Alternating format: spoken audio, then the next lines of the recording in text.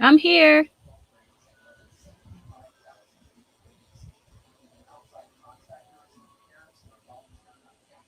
I'm here. All right, everyone can hear you in the chat. We are live Black Label reviews and Tosh Time in the building.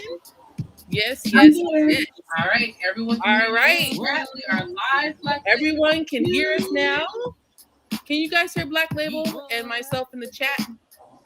Can everyone hear Black Label and I in the chat? Give me a one. What's up, Cheryl? What's up, Sheila? What's going on, chat? Yes, we're gonna get started shortly. Black Label, can you hear me okay? I sure can. All right, I hear you loud and clear as well. You sound amazing. And so do you, Tosh. Thank All you for right. having me. Oh man, child. I can't thank you enough. I couldn't do this without you, man. I really couldn't. Hey, it's an amazing time to be alive and a Yes, sir. fantastic opportunity that's out there. It's this. You have an amazing platform, Tosh. Well, hey, like I said, you guys make it amazing, and it's so awesome to partner with you. You have so many great. You guys don't really understand. Black Label has so many great thought processes. She's a wealth of information. Y'all go check her out. She has another channel called Black Label Reviews. She's amazing. Hey, what's up, Sheila? Hey, okay, y'all can hear me, Cheryl, Yolanda. Hey, what's up, W Brown, Jalen. Yes, yes. Look at all these people coming up in here right now. Oh man. You definitely go check out Black Label Reviews. She has a lot of expertise in a large realm of different things. So are you ready for this one, Black Label? I don't know if they're ready for this, but are you ready? Oh, I'm definitely ready. Is the chat ready? You guys ready for the show? Are y'all ready? Child, I don't think they're ready. Cheryl, you ready? Cheryl ain't never ready for me. Cheryl be trying to, woo! You know how your mom gets the belt and whoops your butt? And Cheryl be like, girl, if you don't stop.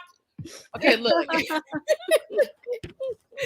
And Black Label be on the back end, do chow, if you guys knew. Okay. That's real talk. I'm being honest, right? Absolutely.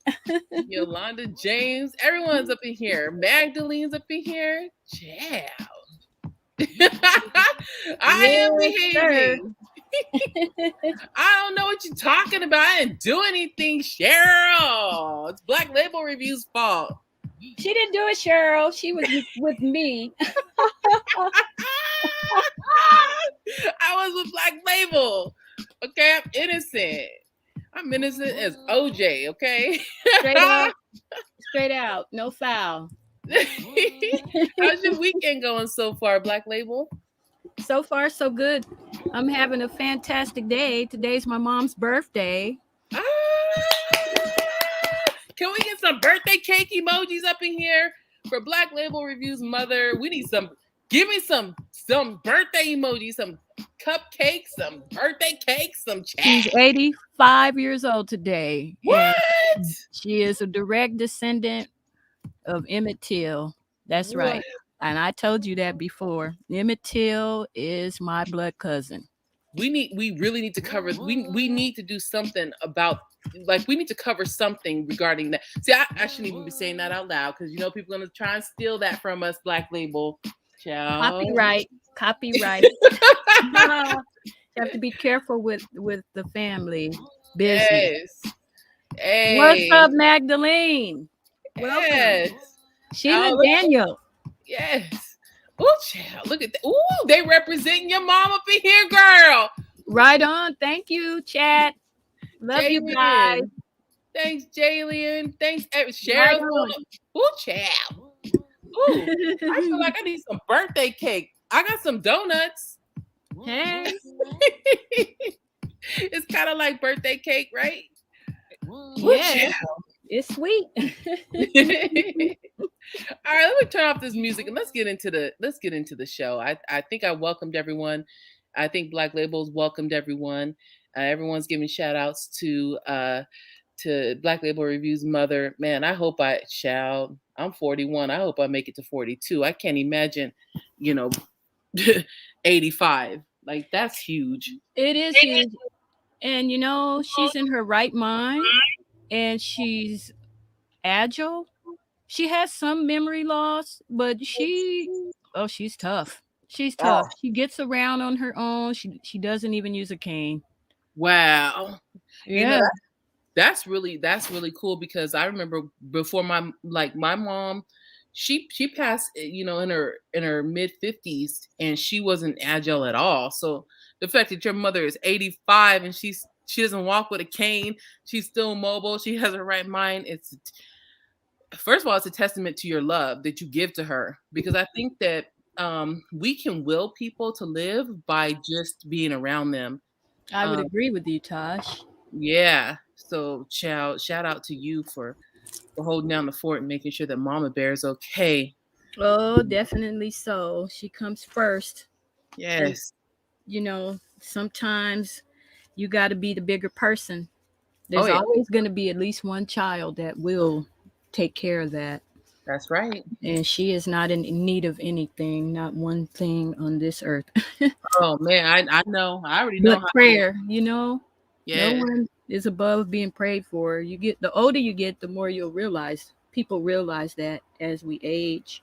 Yes. Yes. But it's praying time now. Look at the state of the world. Yeah. And we're gonna get into that right now because woo! What me and Black Label Reviews have been uncovering, it's gonna be jaw dropping. Um, in this live stream. So first of all, I want to, Black Label Reviews and you jump in anytime you want, Black Label. But we delayed the launch of the new channel because, as you can tell, Black Label Reviews and our schedules are really packed. So we want to make sure that we're not just giving you um, poor quality, right? Like we need time to make sure that we're investigating the stories that we're bringing to you. We want to be mindful of the YouTube rules and regulations. We don't just want to bring you guys content that doesn't abide by the YouTube rules. And let me show you an example of that. If I go over here and show you guys this, so even before Black Label Reviews and I uploaded this video today, we checked with YouTube to make sure that it was eligible for monetization. And you can see by the date right over to the right hand side, it's August 15th. That's today. We did a check with YouTube to verify if what we're going to be reporting on and reacting on abides by the YouTube rules. And you can tell that this video, if you look over to the left, is 39 minutes long. So that takes a lot of time and effort. And we want to make sure that we're not breaking any kind of breaching any policies or anything like that.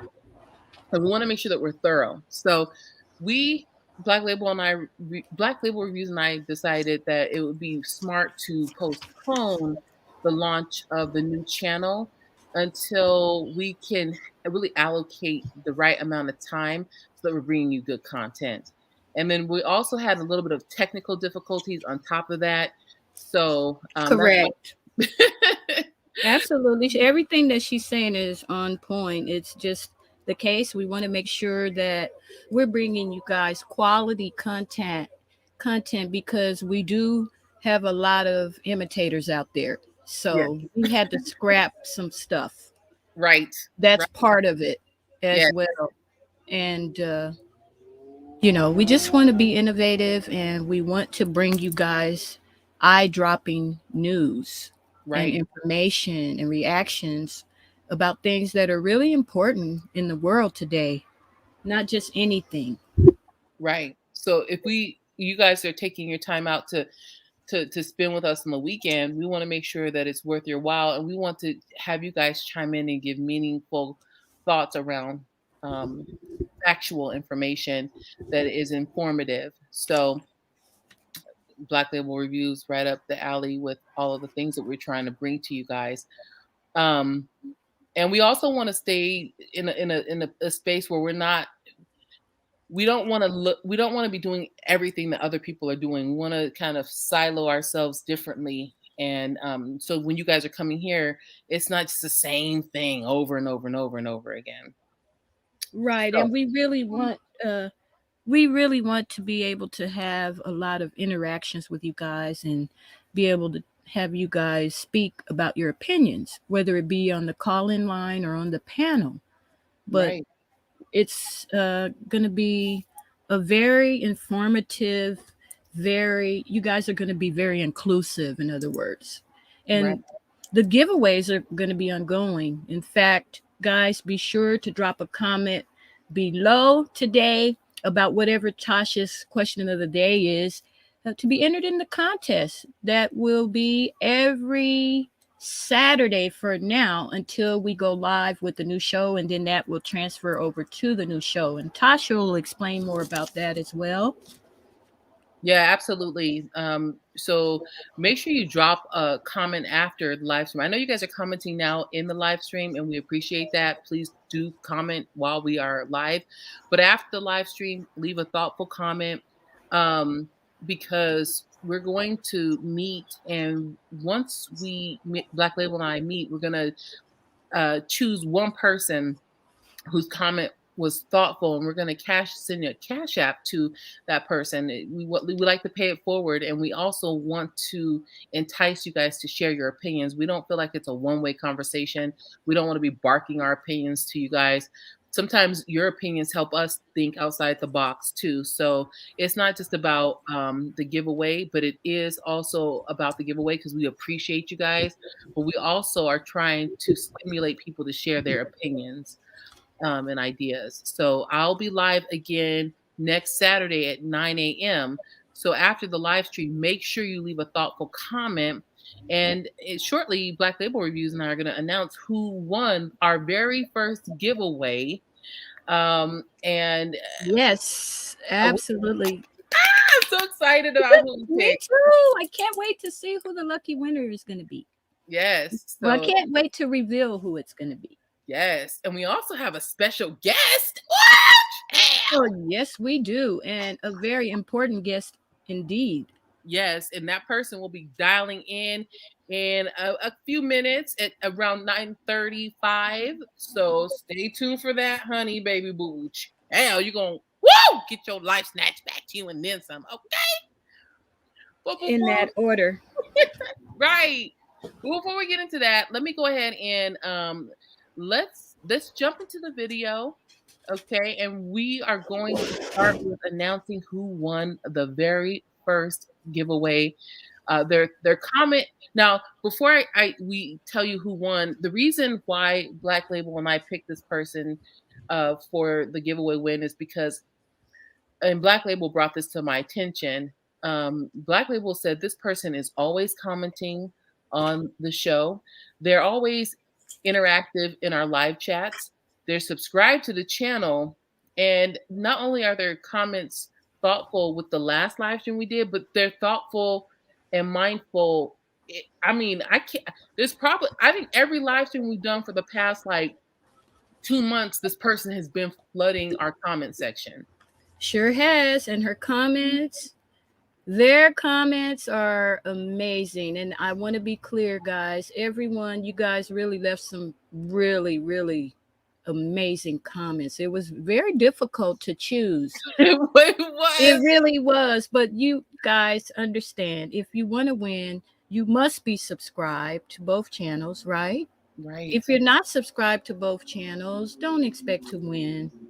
Yeah, because we don't want to give away the prize to people who are just opportunists. We want to give away the prize to people who really do care about the commentary, who are really supporting what we're trying to do here.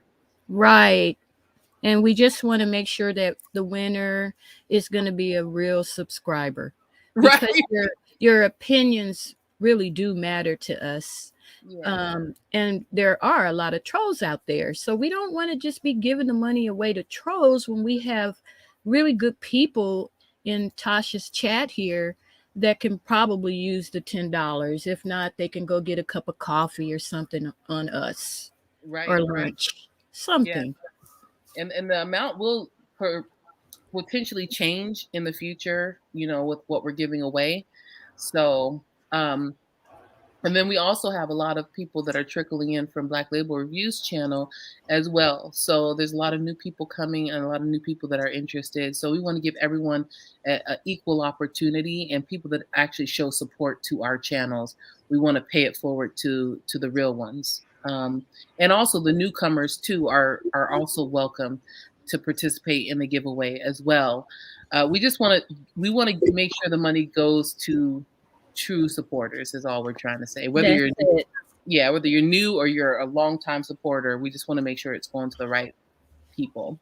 Correct. It doesn't matter. You could be a new supporter. Just be sure to subscribe to both channels and you'll have an opportunity to win just as fairly.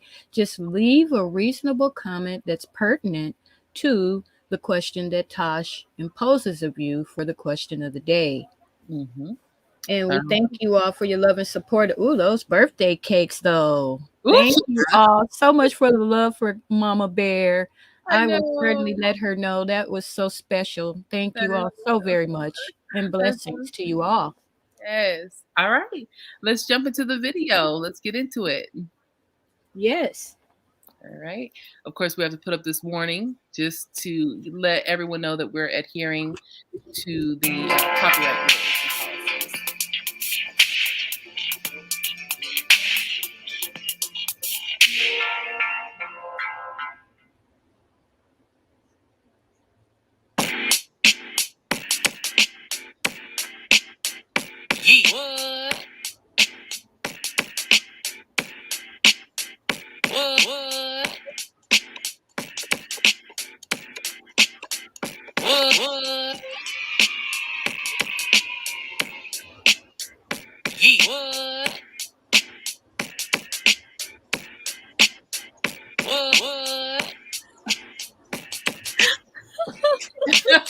Get it, boy. What? Honey, baby, boo boo. He was getting it. Who, child? Oh, I went too far. He was getting it, Black Label. What the child? He really was.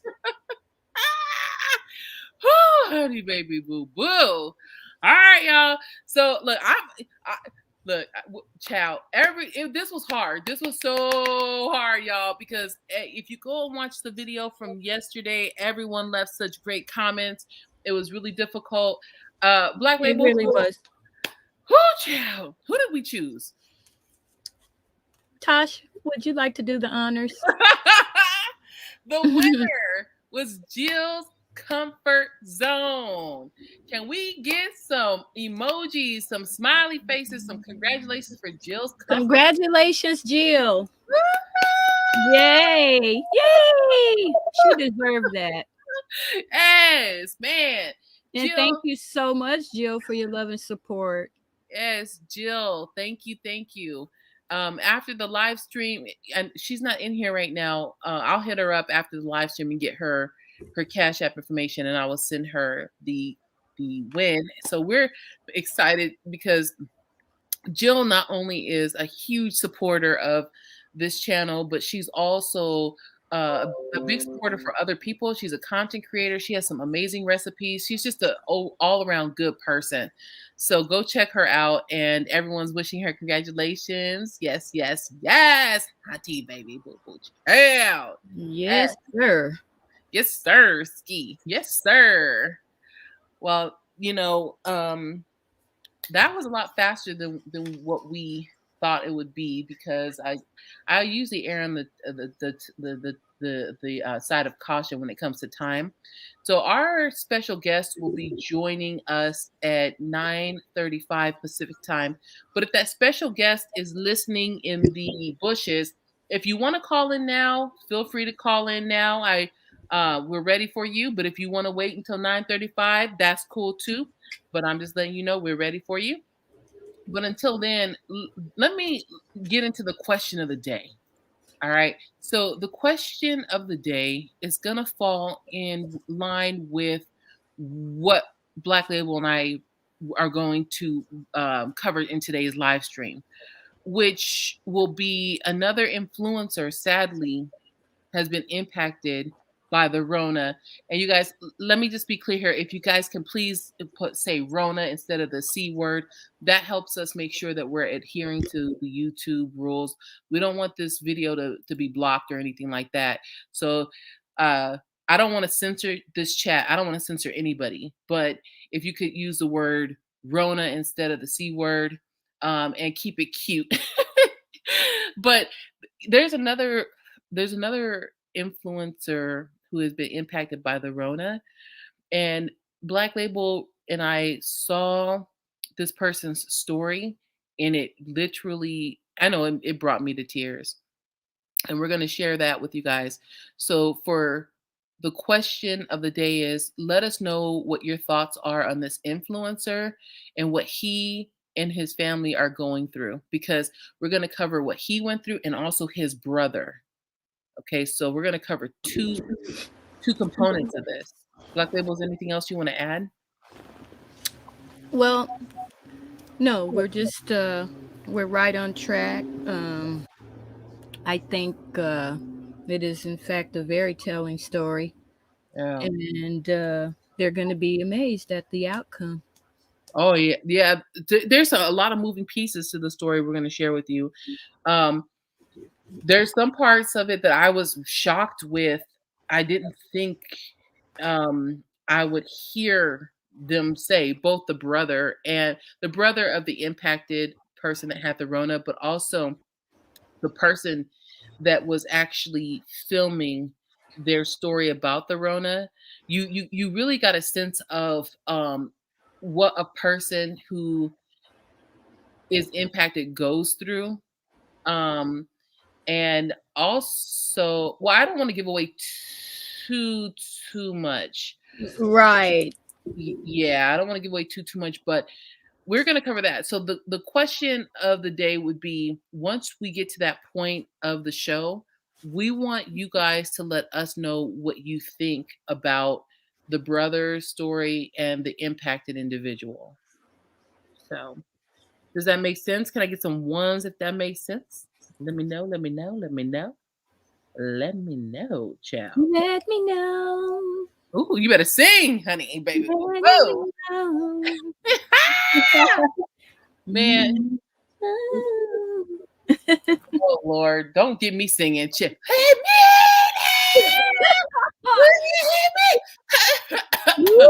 Yeah. Don't be jealous because I can sing better than you, Black Label. Girl, bye. Hey, nothing to it but to do it. Black Label can actually sing. You know, okay, y'all giving me ones. All right, cool. Y'all get okay. You get the gist of the question. But a little fun fact before our special guest arrives is the reason I crack up when I go live by myself and I start singing is because there's people like Black Label that can actually sing really well.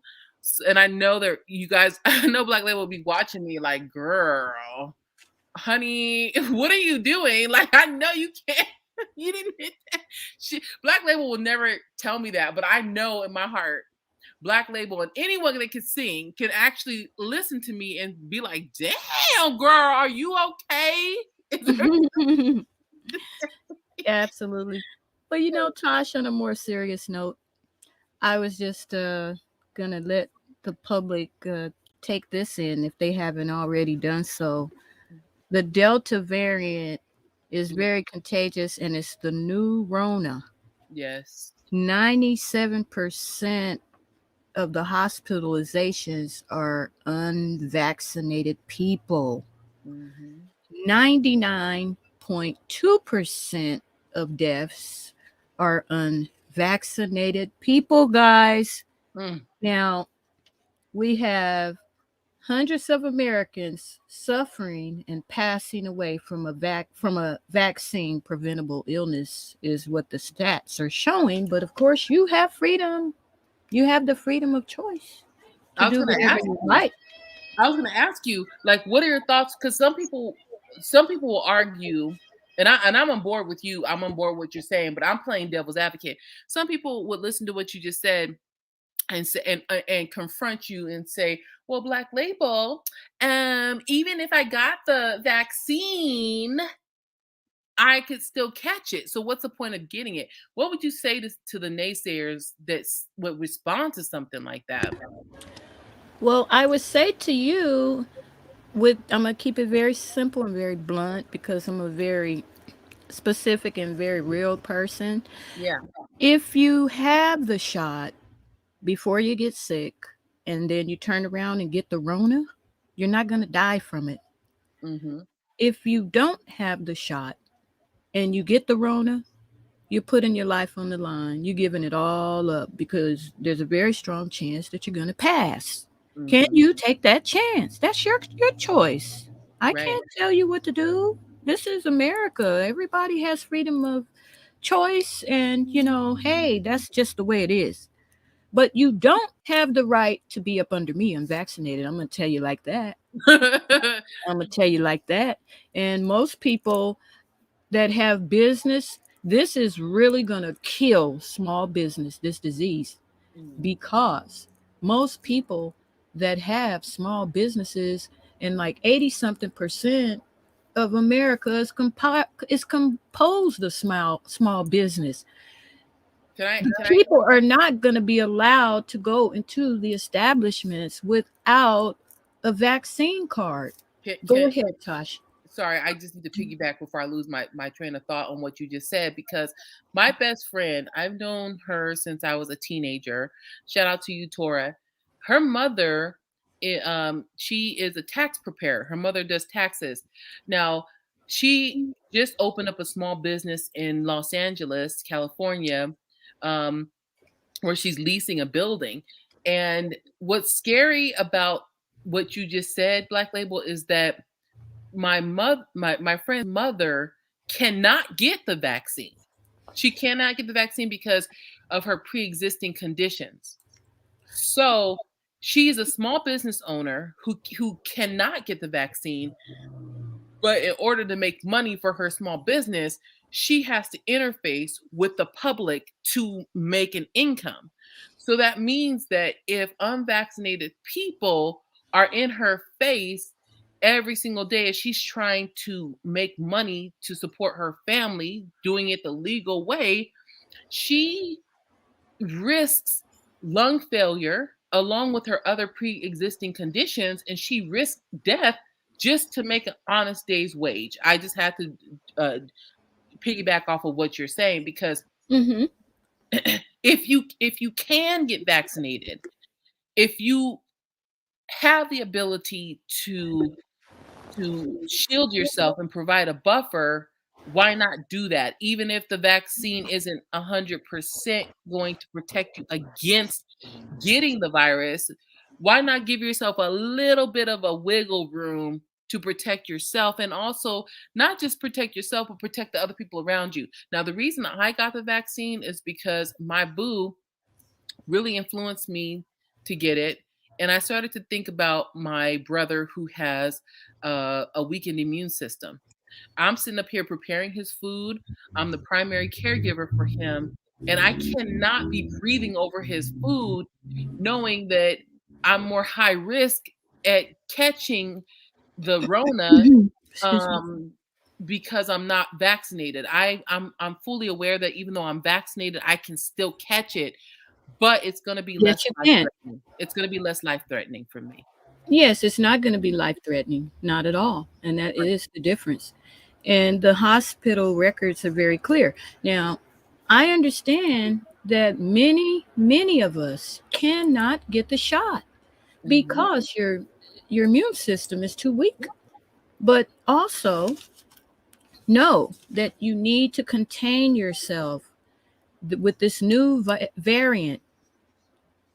Right. One person can infect up to 8 or 9 people, guys. This thing is really it's a well stronger variant than the regular Rona.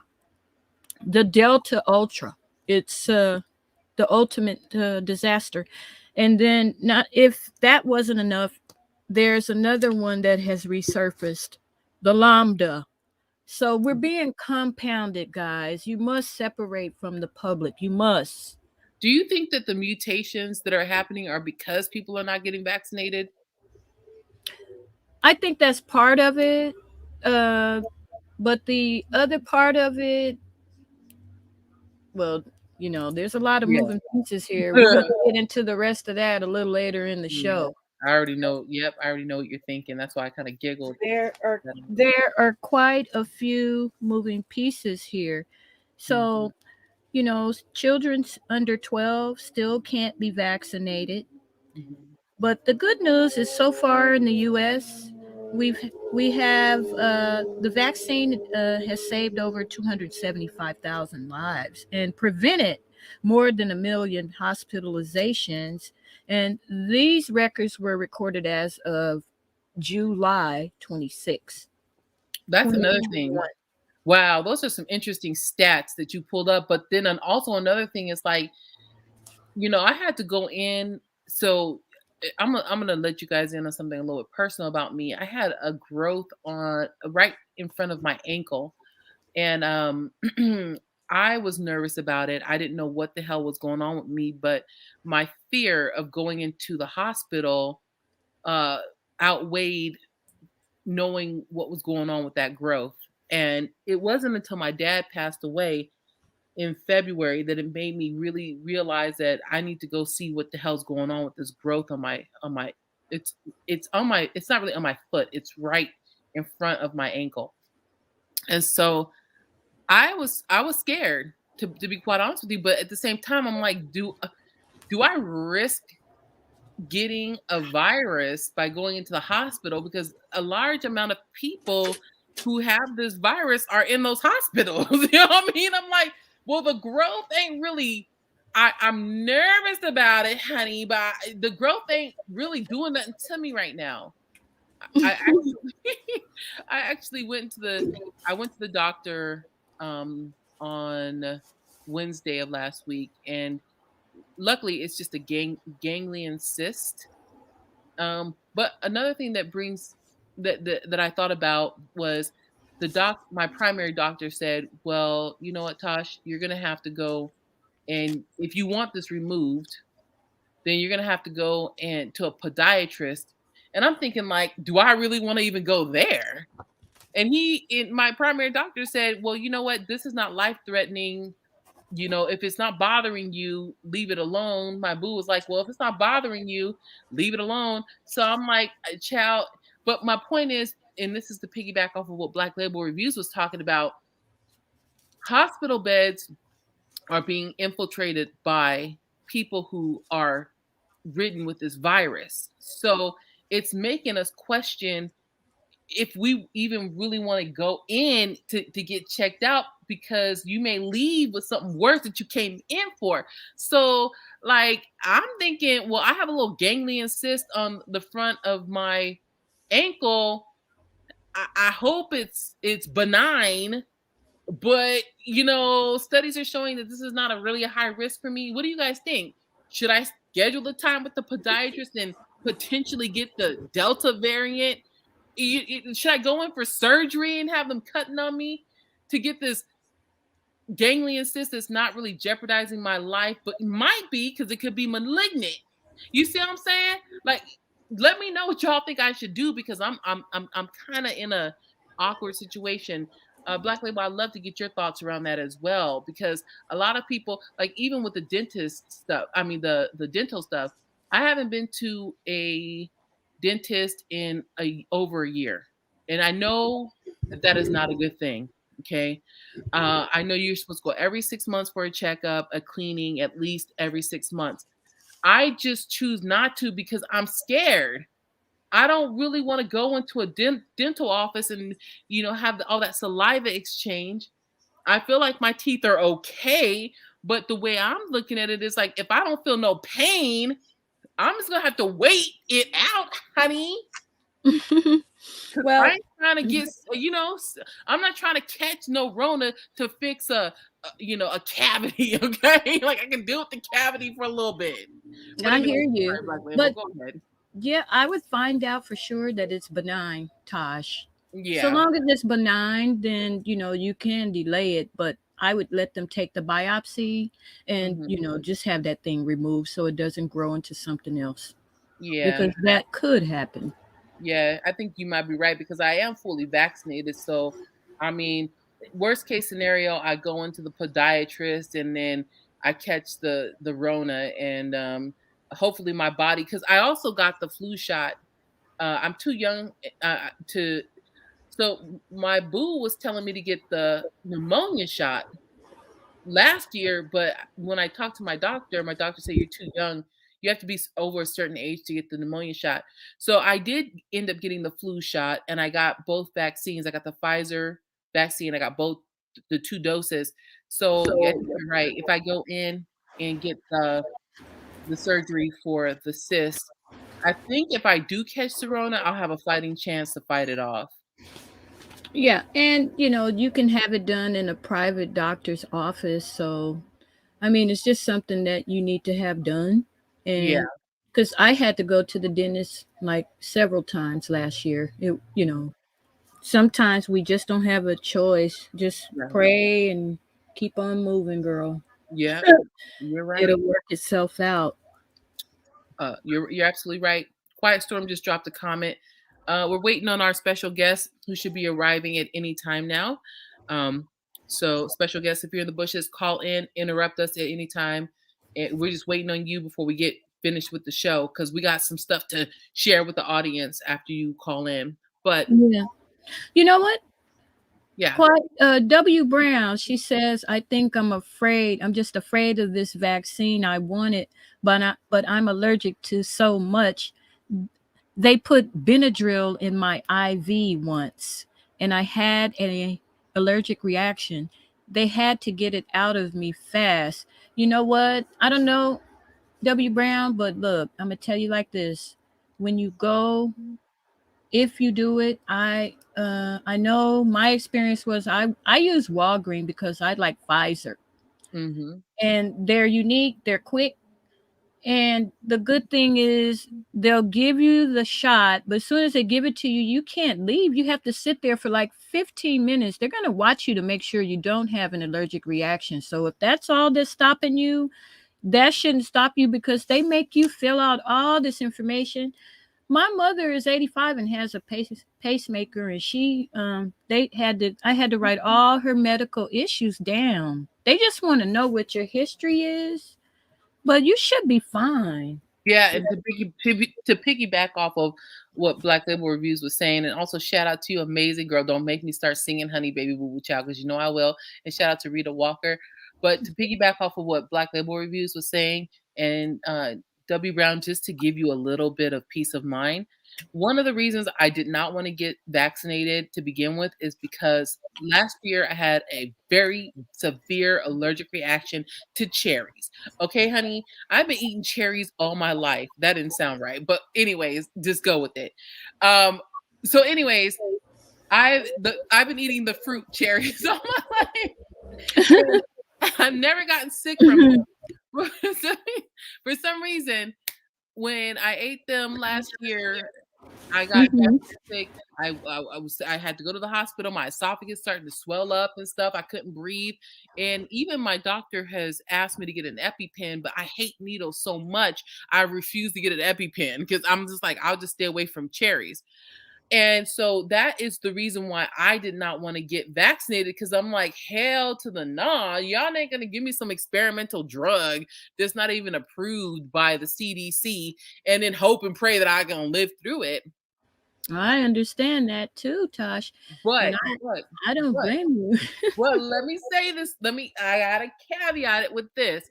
Like Black Label Reviews was saying, when you actually go in for your vaccine, they ask you, what are you allergic to? And if you check mark way too many things, they will not allow you to get the vaccine. I also consulted with my primary care physician, and I asked them, I said, is it okay for me to get this because you guys know what cherries do to me? And they said yes, you can get you can get the vaccine, but don't get the pneumonia shot. So if you're on the fence with it, go make an appointment with your primary care physician first and get their feedback. And then even after you get their feedback, when you go and you get the vaccine, you have to fill out the form. They may even decline you. Oh wait, hold on. I think our special guest is calling, child. Hold on, honey. Hold on.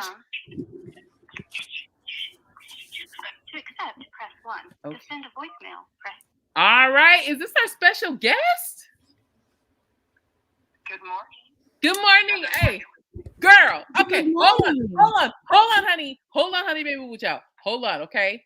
Give me 1 second. Okay. All right. Woo! We got a special guest on the line, honey, baby. Boo Chow. But Quiet Storm, that's my advice to you, honey, is that, I had the same fear that you did. I would advise you to speak to your primary care physician, get their feedback, and even if they approve you, when you go and if you decide to get the vaccine, when you fill out the form, if they feel like you're not eligible for it, they will decline you and they will not let you take it. And then you have to wait 15 minutes after you get the shot. So they're observing you to make sure you don't have any allergic reactions. And Black Label Review's mother just turned 85 today. She has a pacemaker and she survived. And what shot did your mother get? Black Label, was it Pfizer? Yeah, she got the Pfizer as well, and she didn't have a second of trouble. I couldn't believe it. I was worried, but they don't let you leave if anyone out there wants to get the shot and you have pre-existing conditions. Mm-hmm. It really doesn't matter. They know if your doctor recommended it, they're going to monitor you, whoever you are, one at a time, and all down the line. You can't leave. You must sit there for like 15 minutes so that they can make sure that you don't need something to stop your reaction. Right. And then W. Brown saying she already had the virus already, so you definitely need to consult with your doctor and make sure that because isn't there a waiting period before you can? Yeah, there is. W. Brown in the chat. Anybody else listening? If you've had the Rona, you cannot get a shot before 90 days. Mm-hmm. It's supposed to be a 90-day waiting period. So how long has it been for you, W. Brown? Yeah. See, we're not trying to tell people what to do. We're just giving you guys the knowledge that we know because we've already been through this. Right. But I've not had the Rona. I'm not gonna lie. Me either. So let me knock on wood. Thank you, Jesus. I'm glad you said that. People don't want what we're covering. I mean, who wants to fall off into, I woke up and I couldn't breathe? Come on now.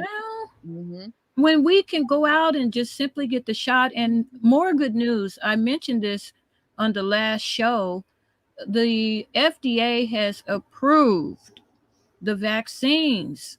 They're 95% effective, guys. Why take the chance? It's like if you can get the shot, get the shot. If you can't get the shot, then don't get the shot. Right.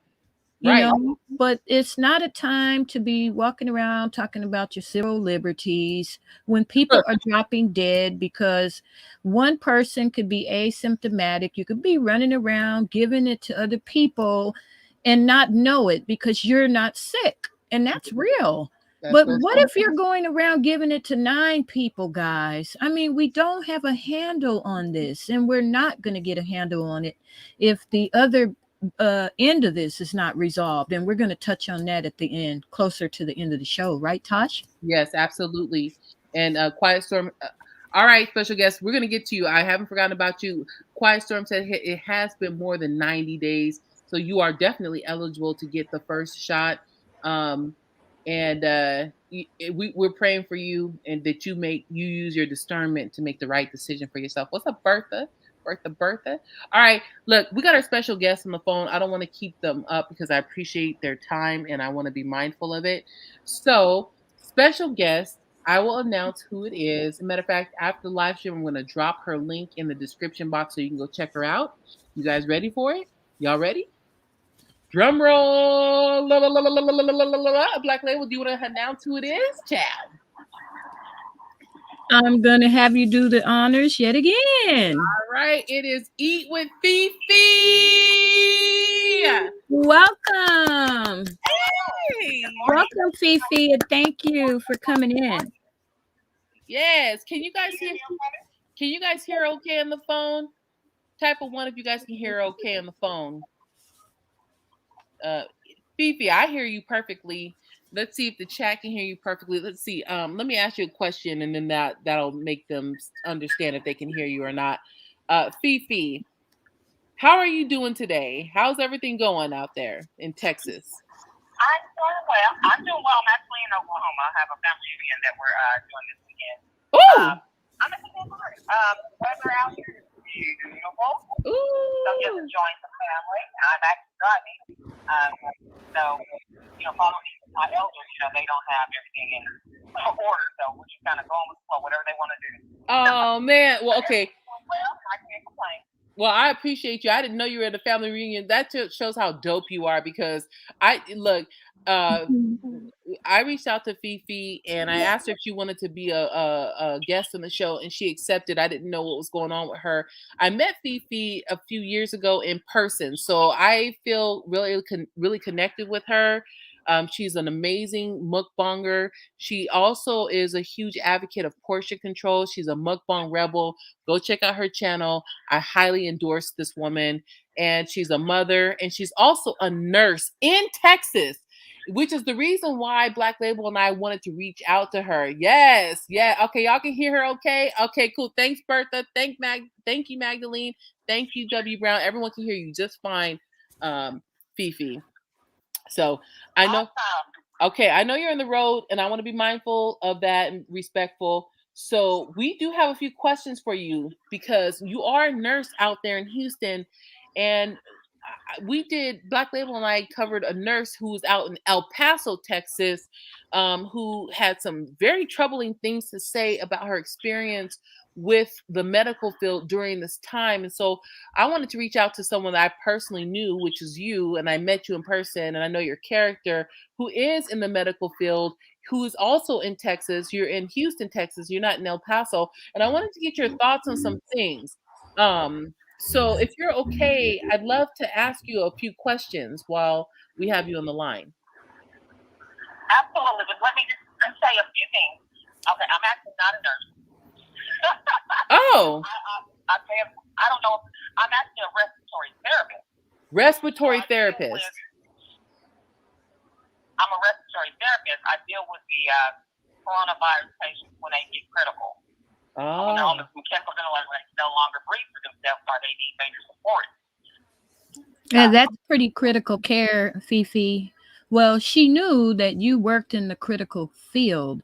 Right. And that is the main reason. But sorry that we got your status wrong, girl. But honey, yes, you're doing the darn thing. God bless you. And we commend you for that hard work.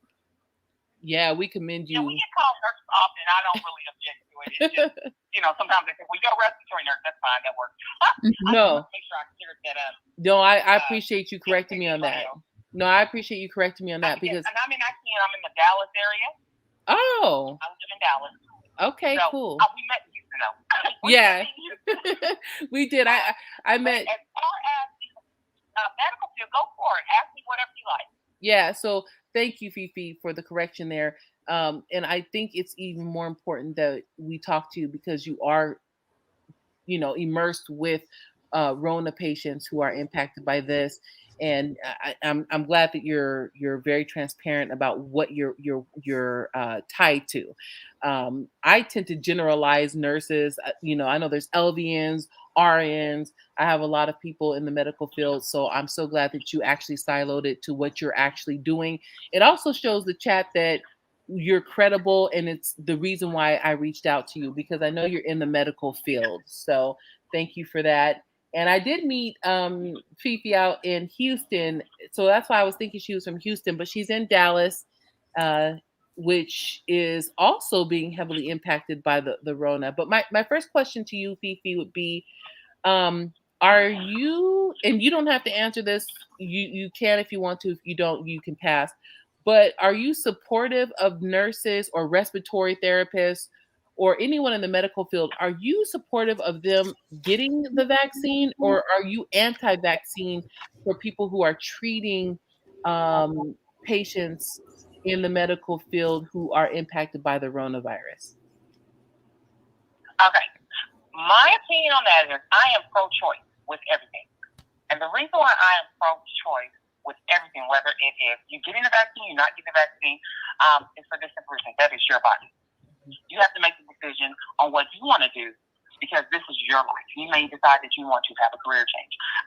If you work with patients and you are anti-vaccine, I would suggest or recommend evaluating that situation because quite often you cannot control whether you work with people who may have weakened immune systems. And you being anti-vaccine and not providing that minimum amount of protection for your patients is very risky. It is very unsafe for the patients in general. Mm-hmm. Mm-hmm. So, but people who are pro-vaccine, if that's something that you feel like you should get, then by all means do it. A lot of healthcare facilities are requiring employees to get it, but there's always exceptions to the rule. I'm not that sure if religious beliefs are one of the exceptions to the rules, but we have a lot of people who work in healthcare who have, I'm going to say at least 50% of people who work in healthcare have conditions that could be exacerbated by contracting coronavirus, as well as conditions that would not benefit them in getting the vaccine. I think it's more important for us to express that the vaccine, if you're interested in getting it or if you're on the fence, it's very vital that they understand. Basically, the vaccine is introducing your body to the basic compounds of the virus so that your body can say, okay, we need to go beat this thing up and learn it so that if we get it in the future, we know how to deal with it.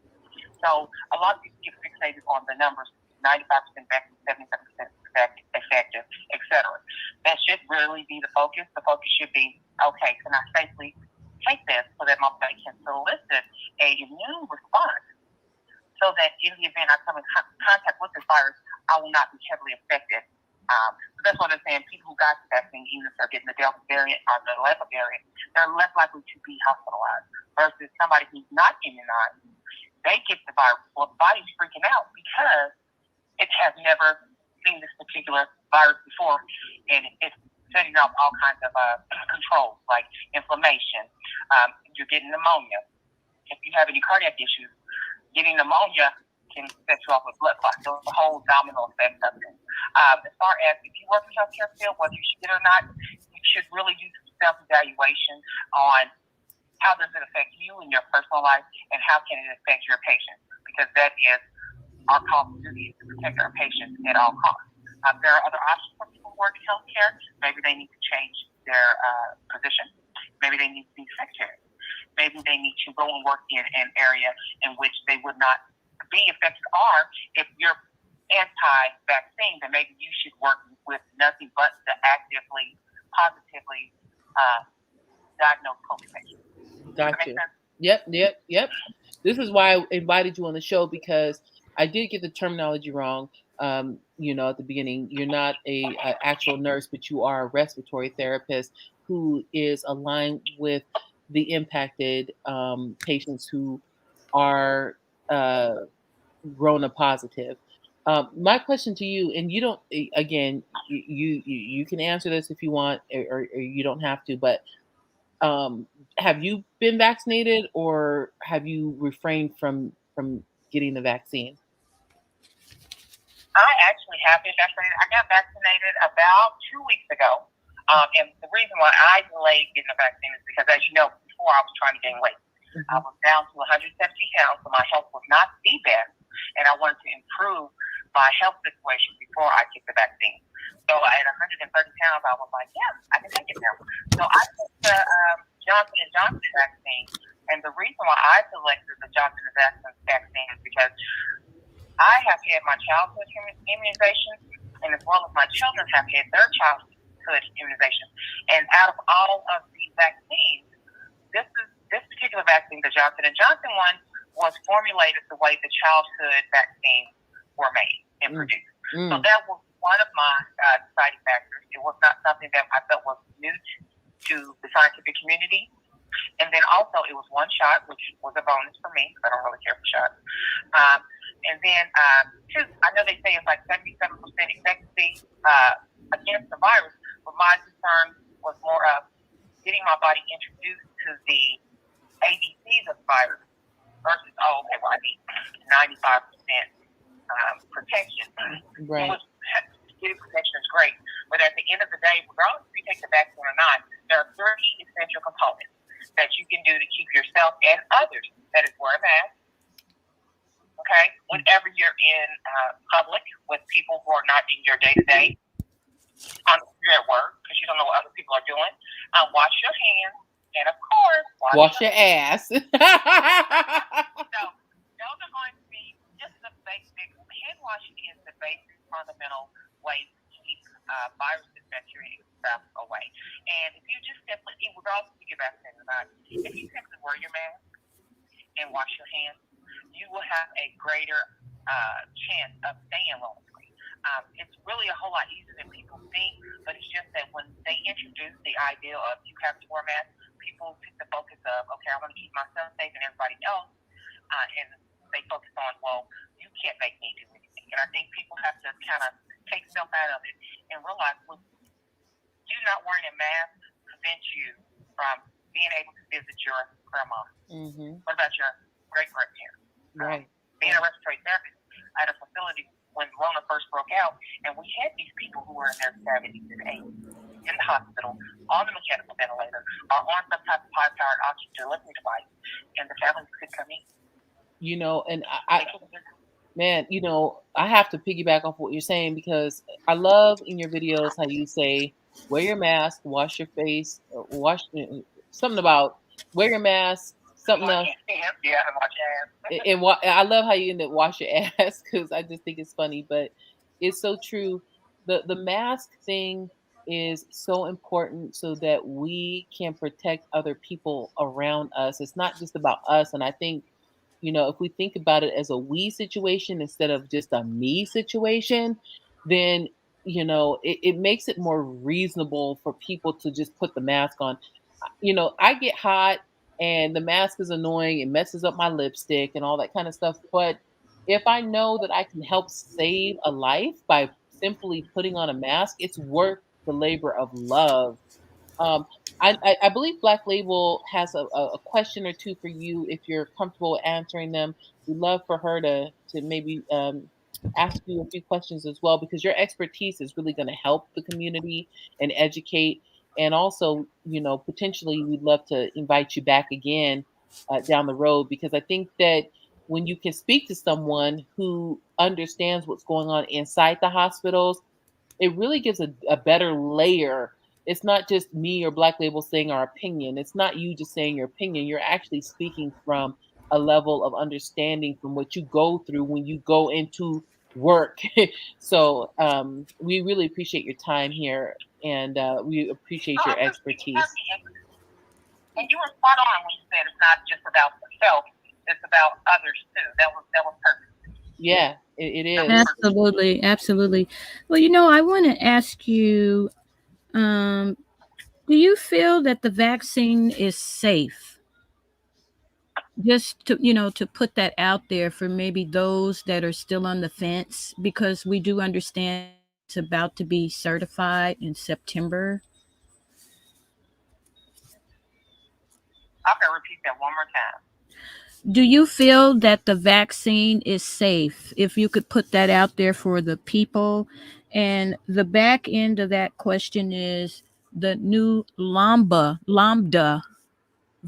variant of the virus. How significant is that? And do we see a massive increase on that, or do you have a percentage in the death rate? Because I know that you're, with the patients until the end. Are the numbers rising for the Lambda? They don't really have a whole lot of data on the Lambda virus right now because they're focused on the Delta virus, because I do believe it's 95% of the new cases and 95% of the new deaths. As far as the Delta and the Lambda virus, people have to understand that is a mutation. Basically, you have your normal COVID virus, and then you got the retarded brother and sister, which is Lambda and Delta. Well, basically, I call it retard because it's an error in transcription. So the new virus is more aggressive because it has, say, maybe an added protein on it, and so whenever it's introduced to the body, it's somewhat familiar, but it's not familiar. It's like you're getting a brand new COVID introduction all over again. And so that's why you can become symptomatic even though you had the particular virus and have symptoms. So to answer, I hope I'm answering your question. The people who are holding out on getting the virus should really evaluate why. Are you truly not wanting to get the vaccine? I think the vaccine is safe. Enough people have had it to where we have an immunity within that plus or minus 2-3%. It's less than 5% of people who have had severe reactions to it. So in theory, it is safe. Right. I do believe you. Yes. You always have that exception to it. But I think people need to, like Tosh said, do some self-reflection and evaluation to determine whether or not it's for you, and then think about it and talk about it. Why is it for you, or why is it not for you? And if it's not for you, what precautions are you going to take to keep other people safe? You know what? That's a wonderful answer. I really do appreciate your response to my question. And I have one more for you because, you're a human being and I really don't want to put you on the spot, but I really want to ask you this question, if you don't mind. How do you feel about working with the medical staff who refuses to get vaccinated? What's the temperature about, that? Well, luckily, I do not work with people who are vocal or expressive on social media that are anti-vaccine. I'm going to say at least 98% of the people that I work with get vaccinated. My job actually has made it a requirement that a majority of anybody who works directly with patients gets vaccinated. Okay, that's what's going on. That's a mandate. I understand that. That's going on all over the place. Yeah, it is. It really is. And they also have the option. You can always say you're a clinician and you do not want to get the vaccine. Then there are alternatives. So say you're a nurse and you don't want to get the vaccine, and say it doesn't have anything to do with pre-existing conditions or religious exceptions. You just are anti-vax. Well, then you have the opportunity to go ahead and maybe you need to be assigned as a clerk, or maybe you need to change departments. Maybe you can go into housekeeping, or well, I guess you couldn't go into housekeeping because you'd be too close to patients. Or maybe you go into medical billing. So those are the different things people have to understand. You don't have to take the vaccine. However, the facility that you work for, they have to make provisions to keep the patient safe. So if that means reassigning people, that will be something that they may. But I don't know about anybody who works in a particular profession would want to be reassigned to work, say, in medical records. Every job is important, and I don't know. I think they probably work a little bit harder in medical records with all their paperwork. Personally, I would think it would be harder. Yeah. And definitely. That's a lot. Numbers and having to learn all these different rules, keep up with rules. To me, that's a bit much. I'm not a paperwork type of person, so to me, I find that to be a difficulty versus, clinical assessment. Yes. So hopefully I answered your question. Yes, you did. I really anti-vaccine, I wouldn't have a problem with it at all. I would just make sure that I wore my mask and that we both knew I knew that you were anti-vax, and I would keep my distance. You need to give me 6 feet at any and all given time. If I'm eating lunch, we're not going to be able to eat lunch together. There are certain, I don't want to say consequences, but basically that's what it is. There are certain things that have to take place so that we can keep everybody else safe. Because if they're expert and they feel they can't be replaced, then they may not be able to be reassigned. But okay, you need to keep 6 feet from everybody. That's right. That makes very good sense. I don't know about anybody else, but I don't want to go to work and not be able to, I can't, I'm like the oddball out because my decision to not take the vaccine. Yeah. That's the only reason. So, people don't understand your job, your supervisor, managers aren't going to come out and say this. Mm-hmm. But it is what it is. Or they're going to find if your managers don't want to deal with that type of headache, they're going to find a way either to remove you or replace you. Yeah. So you have to decide how important your job is to you. If you're safe and healthy and you being right is more important, then you don't have a problem. Because if you get fired, it's no big deal. You just move on to the next thing. Exactly. But That's so true. That makes sense. When you start applying for these new jobs, that's one of the things they're going to ask. Are you vaccinated? Mm-hmm. Well, if you tell them that you're not vaccinated, guess what? They're not going to hire you. So there are consequences all the way around. But like I said, if I work with somebody who is anti-vaccine, that's fine. Just let me know so I can ensure that even though I'm wearing my mask, I have very little verbal contact with you because that is how the virus is spread. Not that I don't want to talk to you. I just want to minimize me having to listen to you and you having to talk. Right. Right. And possibly spread the virus to me. And my final question to you, I have one more question. What would you say would be the largest amount of people that you would consider to be safely grouped off as a group, whether it be dinner or a little hiatus or whatever it is you want to go out and do? What is the maximum amount of people you should group yourself with at any given time? Because we understand that November is going to be the peak of this thing, is what we're being told. Okay, I would say this is the thing. I would say keep your circle small. And I'm going to say just your immediate and secondary immediate family. I think people get fixated on the number. You can have a party of 100 if everybody's wearing a mask and everybody's washing their hands and you minimize your talk. You can have a party of 100. But everybody has to be on the same page saying, okay, we're going to wear our masks. We're going to talk. If we do talk, we're going to talk while we have our masks. But when it's time to sit down and eat, we need to minimize our talk. Let's go ahead and get our grub on. And then, hey, let's spread out. And then we can wear our masks and talk. So it's going to be based on, if somebody's just looking at a number, I'm going to say no more than 15 people. And everybody's still wearing their mask, washing their hands.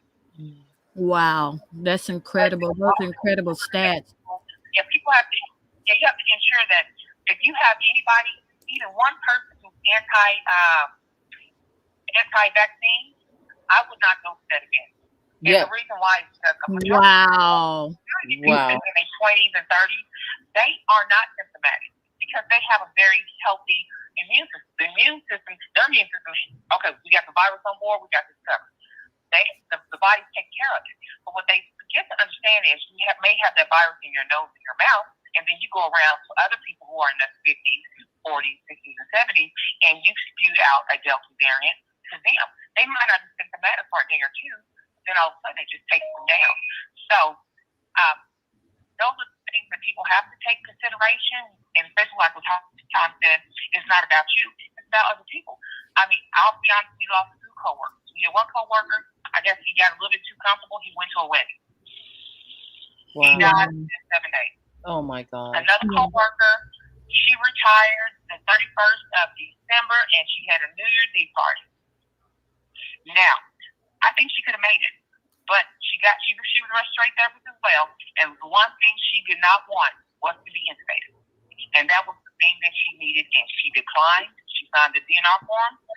They kept her on the BiPAP with 100% support, 100% oxygen, and that was not enough to sustain her life, and she was 63 years old. Wow. So people have to understand that she may have missed. People have to understand there's more to it than just the virus killing you. It's the domino effect of what the virus caused. A lot of times whenever you have these respiratory issues, they cause pneumonia. The pneumonia is what causes the oxygenation complications. Which basically is a barrier. It's harder for you to get the oxygen on, and that's typically what ultimately kills people because then it's hard for you to ventilate. Your numbers get off, you get acidotic, and your heart just can't take it anymore. So it's it's not going on a tirade to talk about this stuff. But yeah, it's just one of those things where we have to get it together, y'all, and have a good, decent non-judgmental conversation. And understand just because people don't want to take the virus It doesn't mean that they're wrong. You got to find out why they don't want to take why they're anti-vaccine. I agree. Because not everyone doesn't just want to not take it. Yeah, this is exactly why I wanted to invite Fifi on the show, because I know she's well informed, she's knowledgeable, and she has an inside bird's eye view into what is going on. I really hope that you guys find what she shared with you guys informational and informative, and unbiased. I feel like it's important to have conversations about this from all perspectives, and Fifi, if you would be comfortable, I would love to invite you back on a future show whenever you're available, because I just think that we need to be more informed and educated on this, as mutations of this virus spread amongst our family members and our community. Oh, absolutely, anytime. Yes, we would love to have you back, Fifi, and thank you so very much. You stay safe out there. I tell you, we have a lot of good nurses like you, and God bless you. Thank you so very much again for coming in. She's a respiratory therapist, child. Well, it's pretty close to the same thing, because she's there at the bedside until it's over. Yes, Black Label, yes. Yes, and thank you again, Fifi, for coming in. And we'll definitely be asking you to reappear on the show. Because there's so many variants constantly popping up, and we may have some more questions for you if you don't mind. I'll answer whatever I can. All right. Well, fantastic. Thank you again. Thank you so much, Fifi. Thank you, and you guys have the most amazing day. Hi, Shaq. Have a wonderful day. You do the same. Thank you. All right. Oh, man. Fifi, thank you so much for joining. Thank you so much. I felt in my spirit that it was important to have her on the show. My discernment was telling me I needed to reach out to her. And I know she's very credible. I met her a few years ago out in Houston. That's why I thought she was from Houston, but she's actually from Dallas. But, Texas is so big, and I appreciate her answering her questions. And I appreciate Black Label has a lot of thoughtful questions. We're trying to educate ourselves. We're nowhere near. Well, I can't speak on behalf of Black Label, because Black Label has a deeper depth of health issues than I do. But I can say for myself, I don't have a deep depth on this. So I'm always trying to extract and pull people close to me who do, so I can educate myself, so that when I bring stuff to this channel, it's information that you guys can use to help you as tools, and it's not just me barking orders based on what I might think. Because when we say things, when we think things may be a certain way, that might not be a fact. So I really appreciate you, Fifi. I know you're traveling and stuff like that. Stay safe. And shout out to all of our respiratory therapists, our nurses, our doctors, anyone in the medical field who are putting their life on the line, literally at this point, to save lives. I mean, like, that's a huge thing right now, because as Fifi said, you might, even if you get vaccinated, you still run the risk of still catching this virus, but it's going to be less intrusive to your body. So healthcare physicians like Fifi and doctors and physicians are literally putting their life on the line in the hopes that they are not impacted negatively from this virus. Shout out to you, Gear Ride, and I see you, fam. And shout out to you, Sheila Ward. I saw your comment. You were the first one in here. Black Label, before we get into the next phase of this live stream, I need to actually take a restroom break. I'm just gonna keep it 100 with y'all. Do you want to take over until I get back? I need maybe like 2 minutes. Okay, I'll be happy to do so. Okay. What's going on over in the chat, guys? You guys good up in there? Okay, drop some comments and just let us know how you're feeling about the topic of the day. Now, we know that many more Americans are likely to become victims of the Rona under these circumstances. being that unvaccinated people remain at risk of minor to severe illness. And it's a very troubling time right now because we know that less than 0.001% vaccinated have passed away with the Rona. So they've taken the shot. Okay, the percentage level is way up in the past month. So it's estimated that the Delta is 60% uh, more transmissible, guys, is what this is saying. Wow. I'm Yeah. back.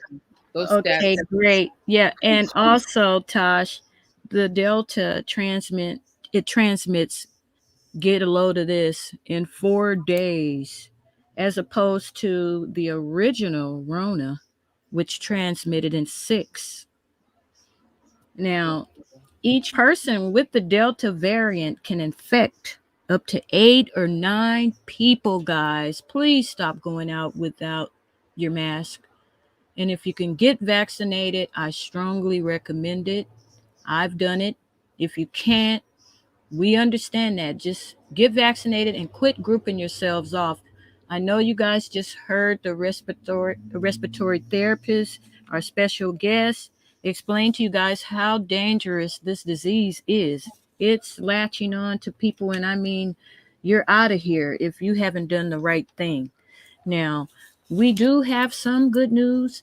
There is finally a booster shot available. It's just days out there, but here's the thing about that booster. If you feel like you have the Rona and you're sick, you have 72 hours to get that booster shot. And they'll give it to you, but you got to go get help. Don't just lay there and think that you're going to heal yourself. This is serious stuff. People are checking out when you can do what you need to do. Now, we're trying to make sure that you guys are getting the pertinent information that is needed so that we can all survive this thing. Yeah. Okay. And your stats are unbelievable, Black Label, and I appreciate your diligence to share those stats because the stats are really important. They really, really are, Tosh. And before we move further, I'm going to give you guys one more. And there's plenty more stats, guys. We have to get this thing right. Recent studies are showing that vaccinated people had as much of the Delta strain in their bodies. Now, listen to this, as unvaccinated people, but a worse infection if you are vaccinated is not going to happen. Okay. Yeah. The problem is, vaccinated or not, you can still transmit the virus to other people if you have it. And that goes with or without symptoms, guys. Oh my God. It's a lot. It's a lot to take in. It is. And Bertha just even put up something that kind of, I think brings it back home. My whole thing is not just about us. It's about other people.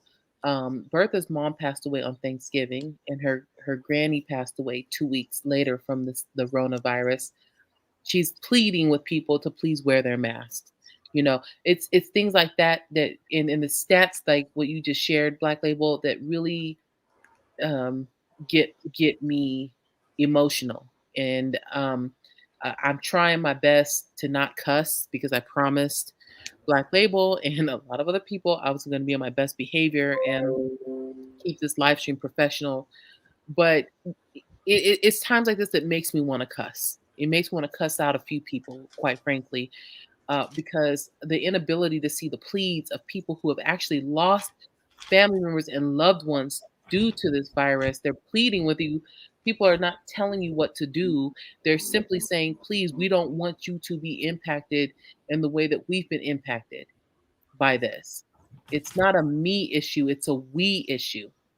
It's a us issue, and how can we pull together and do what we can do to stop these mutations as best within our ability. Because I think there's also Black Label and I've talked about this on the back end, and I'm not going to share it publicly, but I know there's some things that we cannot do to control what's going on with this virus. But there are things that we can do to limit the impact on other people. And like Eat with Fifi, the special guest, the respiratory nurse said, keep your circle small. You know, she would limit group gatherings to about 15 people, especially in November when this outbreak is supposed to peak. And that's nearing the fall season and the winter seasons when most people end up getting naturally the flu and colds. We have to think about other people and how can we be proactive. Reactive people are the most dangerous. Proactive people are safer to be around. So how can we be proactive as we get closer and closer to the winter months? I always get sick in the winter months. Yeah, I know So, what you mean, Tosh. And oh, I could tell you the fact of the matter is the Rona is being spread by unvaccinated people, guys. People are being very cocky and they're losing. But I can tell you that the Pfizer and the Moderna is on record at 95% effective against preventing severe illness. And right now, we're looking at more than 62. I'm sure the numbers are up. This was the last count as of 7/26/21 last month. 6,200 plus hospitalizations and 1,263 deaths. So we have less than 0.004% of vaccinated people have been hospitalized due to this Rona. Guys, the numbers are very clear. If you're vaccinated, you're not showing up in the hospital on your passing bed. 0.004% of the people that are showing up have been, they're not in the hospital because they were not vaccinated. In other words, it's a very low percentage of people that are showing up that have been vaccinated. The number of unvaccinated is 99% plus. That's pretty high. For those that are not vaccinated, they're the ones that are really being led into the hospitals at record-breaking numbers. can I ask you something, Black Label? What are your thoughts on the borders? Because we covered a story yesterday where a father and son who lived in Hawaii tried to falsify a vaccination card in order to gain entry into the US. They were fined $5,000 for falsifying those vaccination docs. But it made my head spin because why is Hawaii doing the right thing with holding people accountable during safe travel programs and laws, but it just feels like there's a lot of people coming through the border who we're not. Where are the fines for those people? Should we fine those people? Should we be doing more? Should we be increasing our target in with the border right now because we're in a state of emergency? I just want to know your thoughts on that. Well, Tosh, I could tell you this. There's a lot of reasons that the disease is not going away.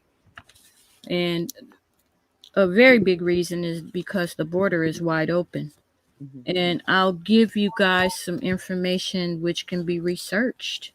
It's very sad, but the UACs, the unabandoned children guys, they come in abused, abandoned, or neglected.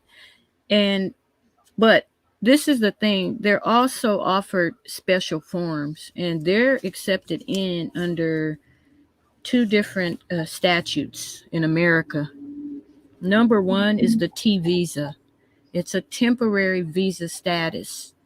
And It gives special immigrant juvenile status, and the two principles that this is based on provides is it's well the two there are two principles that are used to let the illegals into the country, the UACs, and one is the temporary visa, as I just said, but the second one is the 1997 Flores Settlement Act. So you have the T visa and the Flores Settlement Act. Now, they both do two different things. Well, they both well, the one the TVPRA was devised in 1980 by George Bush, and that's the Wilberforce Trafficking Victims Protection Reauthorization Act. Um, and the problem is with Well, the wait. Did you say 1980 or did you say? I said in 1980. Whoa. Okay. Let me stop for a second there because I was born in 1980. So Yes, that means that act is what, 41 years old? So yes. come on, man. I mean, we update our resumes what every year, every 5 years. Um, Mm-hmm. I think that we need to do more diligence in making sure that the acts that were created at least 41 years ago are up to date with the times. Well, yes, these are two acts that have not been revised and they have massive loopholes in them. And these are the two principal legal bases providing the unaccompanied minors. Mm. And again, you guys want to look these up. It's the T visa. That one is I think they hold them, let's see, how many days?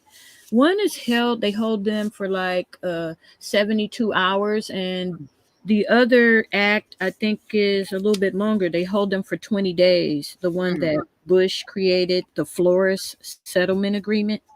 Mhm. Mm. Well, to me, I just feel like I really haven't read over those acts, so I don't want to act like I know everything about this. But my intuition is telling me if something was created during the year I was born, and we're chartering into troubled territories that we've never experienced with this pandemic, we need to review those acts that were made back in 1980 to ensure that they're up to date with the times. And I feel like what you're what you're articulating is that is in conjunction with what's going on with the border, because if we have outdated documents that are in place right now, then how can we be effective at at monitoring what's going on with our border? Well, we can't, Tosh, because the Flores Act of 1997 it's a simple catch and release after 20 days. And many of these people, guys, are caught and released unvaccinated, and many of them have the Rona. They have it, and the government knows this. So my So, problem with that is this: if we can take the story that we had yesterday on the show Black Label with the father and son who were fined $5,000 for trying to travel from Hawaii to the U.S. Then why is it not the same sort of penalty for people who are um, illegally trying to enter into the U.S. who are not vaccinated? I mean, like. right. Well, the TVPRA, and I'll tell you what that means, which Bush created this way back in 1980, the Wilberforce Trafficking Victims Protection Reauthorization Act. That act, along with the 1997 Flores Settlement, between these two bills, these two situations that we have here, are the reason for all of the goings ons at that border. Mm. And we're being told Tosh, that the border is secure and there's nothing going on there, but the cameras don't lie, and the different things that are being shown to us, the borders are wide open Yeah. and people are coming in at record numbers. I mean, for me personally, I would hold the same esteem to anyone who's traveling, who is trying to travel outside the U.S. into a different territory. Like other territories should hold people within the U.S. to that same esteem. We like if I wasn't vaccinated and I wanted to go to Africa, right? I should Mhm. be denied entry into Africa because I am not vaccinated. I should be held accountable to show that I'm not spreading a contagious disease to the nation where I'm traveling to. So it just gives you a lot of layers of depth into um, how this virus is really forcing us to look at what we have in place as far as bills and laws that are outdated. You know, Absolutely. And, we have to understand that what we're dealing with right now, things are really in a bad place because we have over 20 border police that have passed away from the Rona under this Biden administration. We hmm have over 1 million apprehensions, Tosh. And if that wasn't enough, fentanyl is coming in through this border, uh, the southwest border out by Mexico at record numbers. We have 92,000 overdose deaths, and we have 200,000 people released into the US per month. And many, as I said to you before, have COVID. Trafficking is up, it's way up, Tosh, which hmm brings exploitations, we have the trafficking and of course the abuse. hmm So I mean, the Biden border, in my opinion, is a total disaster. These conditions are unsustainable, and these children and a lot of humans too. Excuse me, a lot of humans as well, but mainly the children are being trafficked by drug cartels and smugglers. and that's another thing that really irks me is children are innocent in all of this. Human trafficking, especially with the child exploitation. What's up, Benny Loco? It's good to see you, fam. Benny. The child trafficking and all of the drugs that are infiltrating our youth because of our inability to secure our borders. It really bothers me, and it works the same vice versa for if I were to travel outside of the US. It would bother me too if I was trying to infiltrate Africa or go somewhere, internationally. If things like this were happening to those regions, it would really piss me off because everyone should be feeling safe in their town, in their country.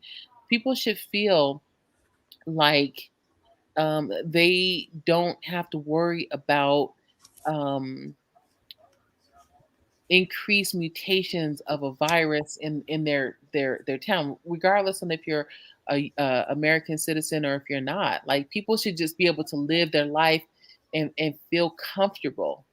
It's not a me thing, it's a we thing, it's a humanitarian thing. At least for me, that's what it is. It's not about an American versus non-American. It's not about illegal versus illegal. It's about doing the right thing for us, for people, for humanity. That's what it's about. um I would agree with you. And, it's just a very incredible time to be alive. And I mean, the American people we've never seen anything like this. The border is just wide open, and, those kids are being exploited and trafficked. And it's very sad because well, too many of them are coming in unvaccinated.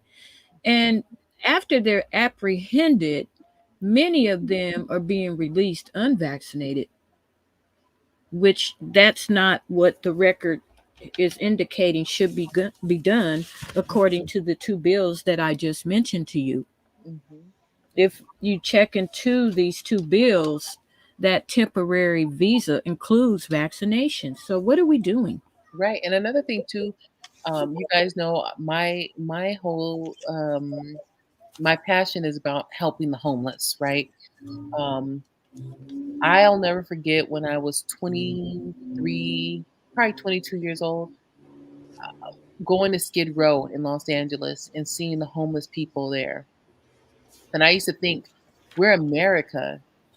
How come we can't help these people? Like some people have drug issues, some people have mental health issues, but I'm thinking to myself, like, how can we help fleeing people from other nations when we can't even help Americans who are sleeping literally in cardboard boxes on cement?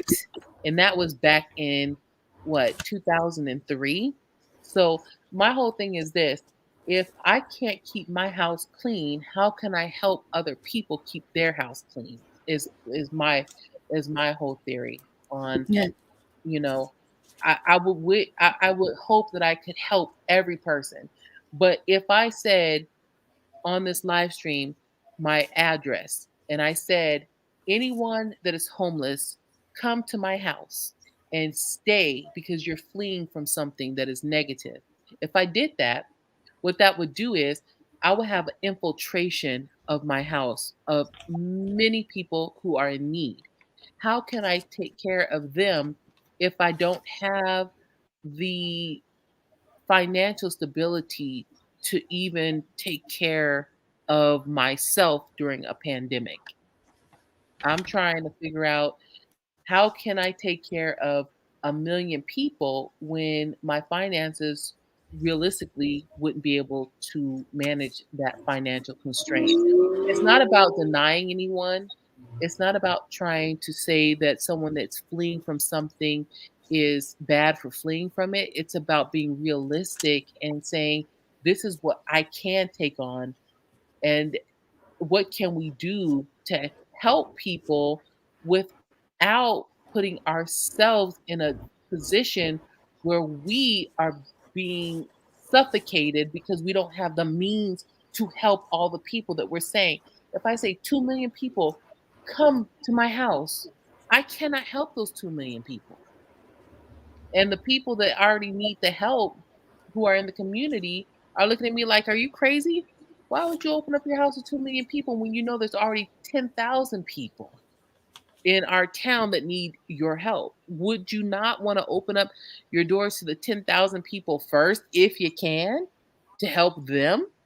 And then maybe once those 10,000 people are helped, then you can group those 10,000 people together and then create a program to help 10,000 more people."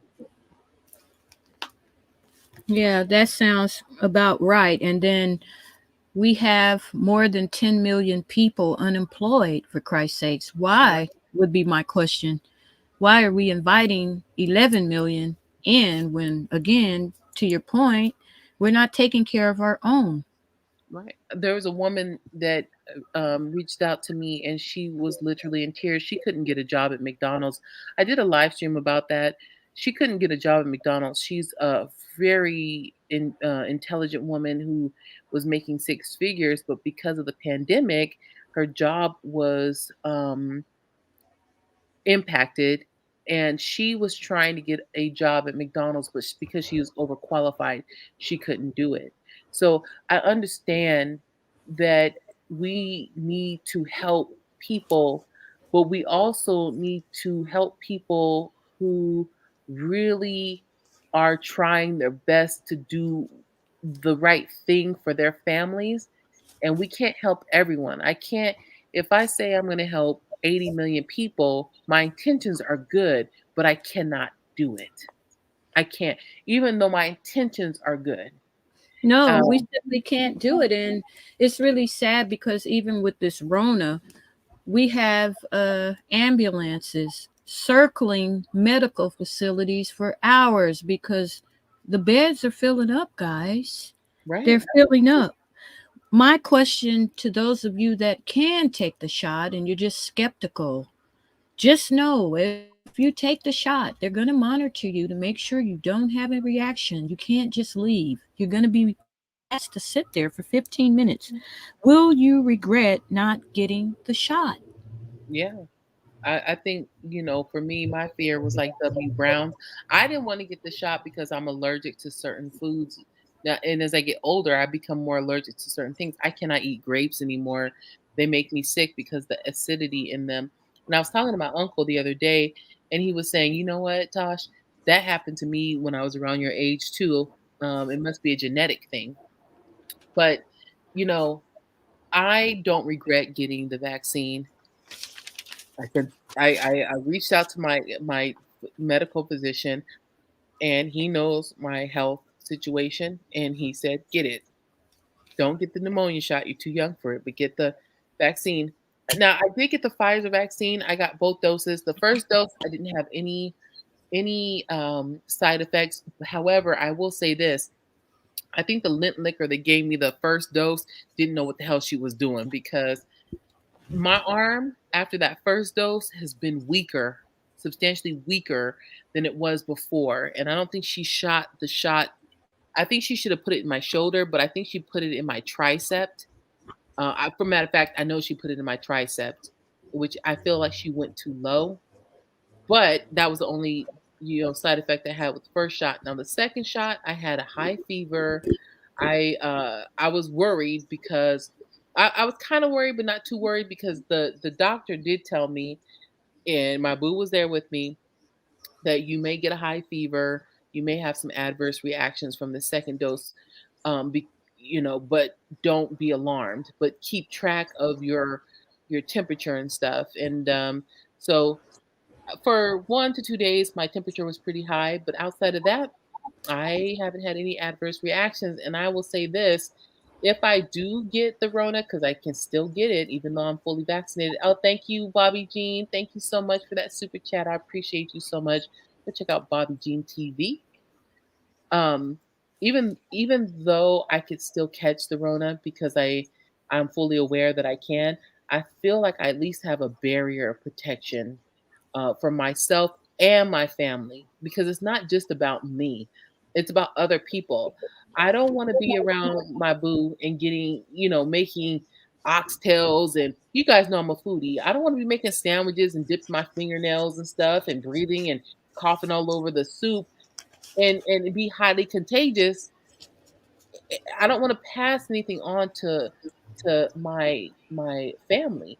And again, my brother has a weakened immune system, so it forced me to have to do the right thing to create some sort of barrier. So I understand, and I get it. This is a tough time for everyone, you guys. I think this live stream is making us all think a little bit more. I know Sheila Ward was saying now she's definitely going to set up an appointment to go get her vaccine. I know W. Brown's kind of on the fence. She's already had the virus, and she's like, I'm nervous. I and Black Label brought some important stats for us to think about, and Fifi, our special guest, who is a respiratory therapist, also brought some interesting stats. So it's about helping each other. It's not about pointing the finger. It's not about holding anyone down. It's not about feeling prestigious because we're legal versus illegal. It's not about any of that. It's just about doing the right thing so that we can all live a beautiful life. Black Label Review's mother just turned 85 years old. I hope I make it to 42. But Black Label Review's mom just turned 85 today. And another thing too, let's also give Black Label some shout outs right now, because she could be spending time with her 85-year-old mother, but instead she's here educating us. She took the time to dig up statistics to help us. She is doing work on her weekend for us, to help us, to educate us. So again, I want these live streams, I want these reaction videos to be about us and not a me mentality.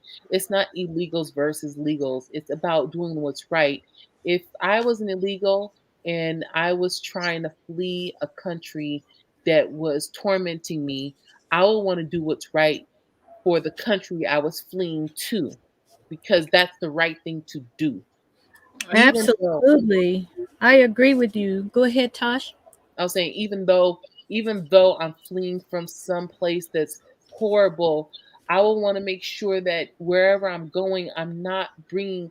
It's like there's this crackhead that used to always push their problems off on other people. They didn't care that they were pushing their problems off on other people because they felt like their need for help was it overrided the fact that other people were helping them. But there's a lot of people that feel like I'm in a bad situation, so if someone can help me, I don't care what I bring to that other person, and that's the wrong mentality to have. Even if you're in a bad situation, you got to figure out how you can be solutions driven and how you're impacting the people that you're dumping your problems on. If I cannot pay my rent, I'm not going to call Black Label and say, Black Label, I can't pay my rent. You really like me, right? So can you pay my rent? I'm not going to do that.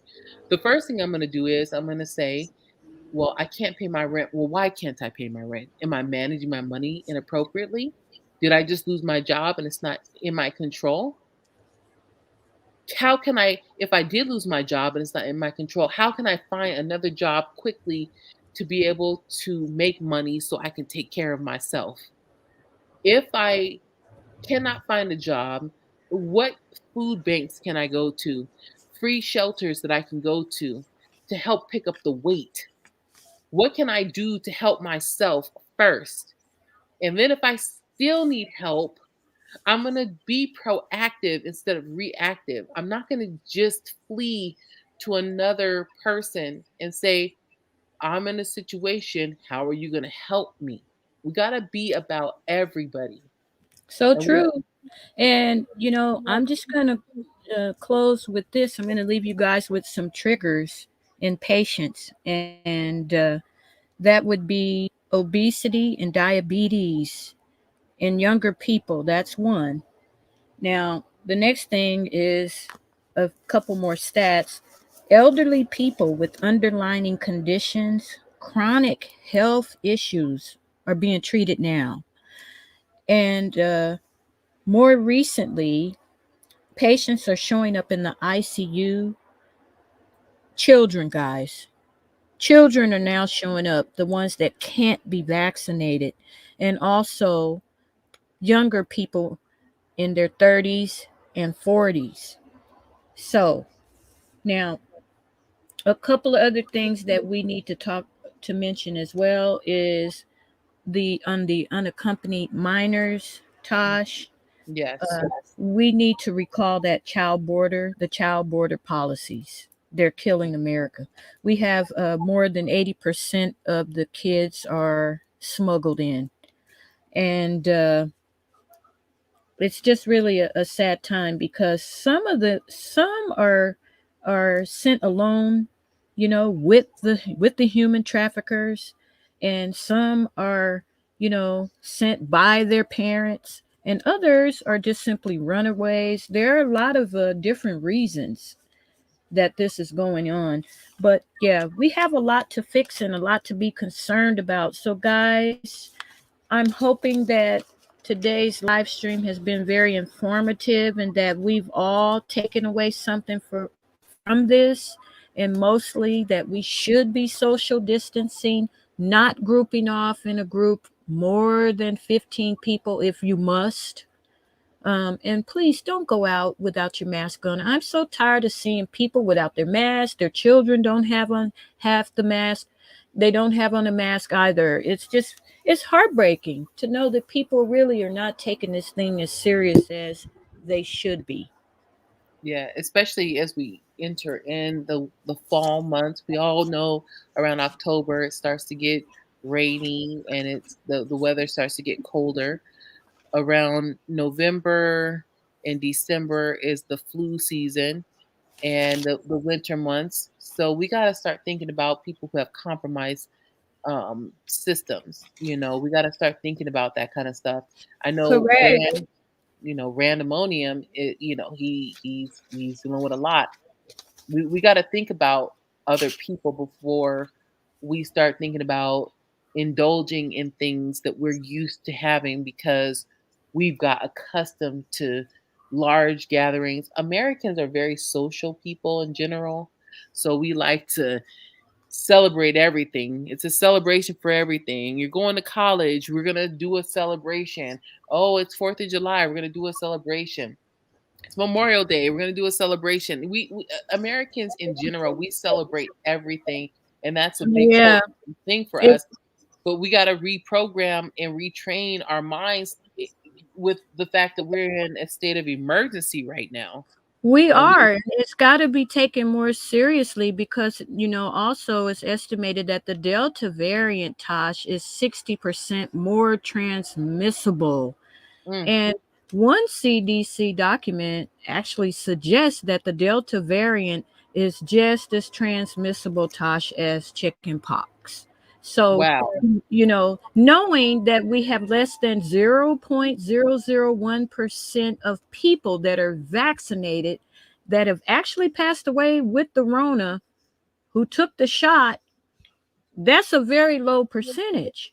right, But overall, as I said before, it's up 13% in the past month, wow, the disease. So, yeah, we have a lot to be concerned about. And I just hope and pray that this was an informative live and that our people in the chat can spread the word and, practice and show other people that it's very important to keep your mask on and to social distance for your own life's sakes.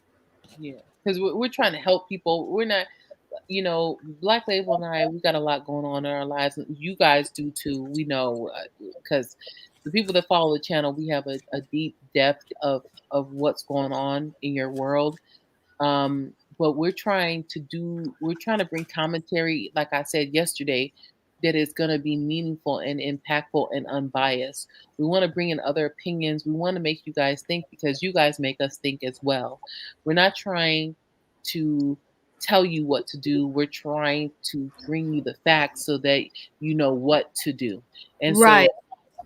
we want to help everyone as a human being. It's not, we got to stop siloing. We got to stop saying legals versus illegals. We got to stop saying this group versus that group, and we need to start thinking about we versus me.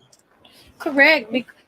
Um, because I must say, as I mentioned, I think I mentioned this in the last show, I have two sisters that can't be vaccinated. So I'm very much aware that there are people out there like that.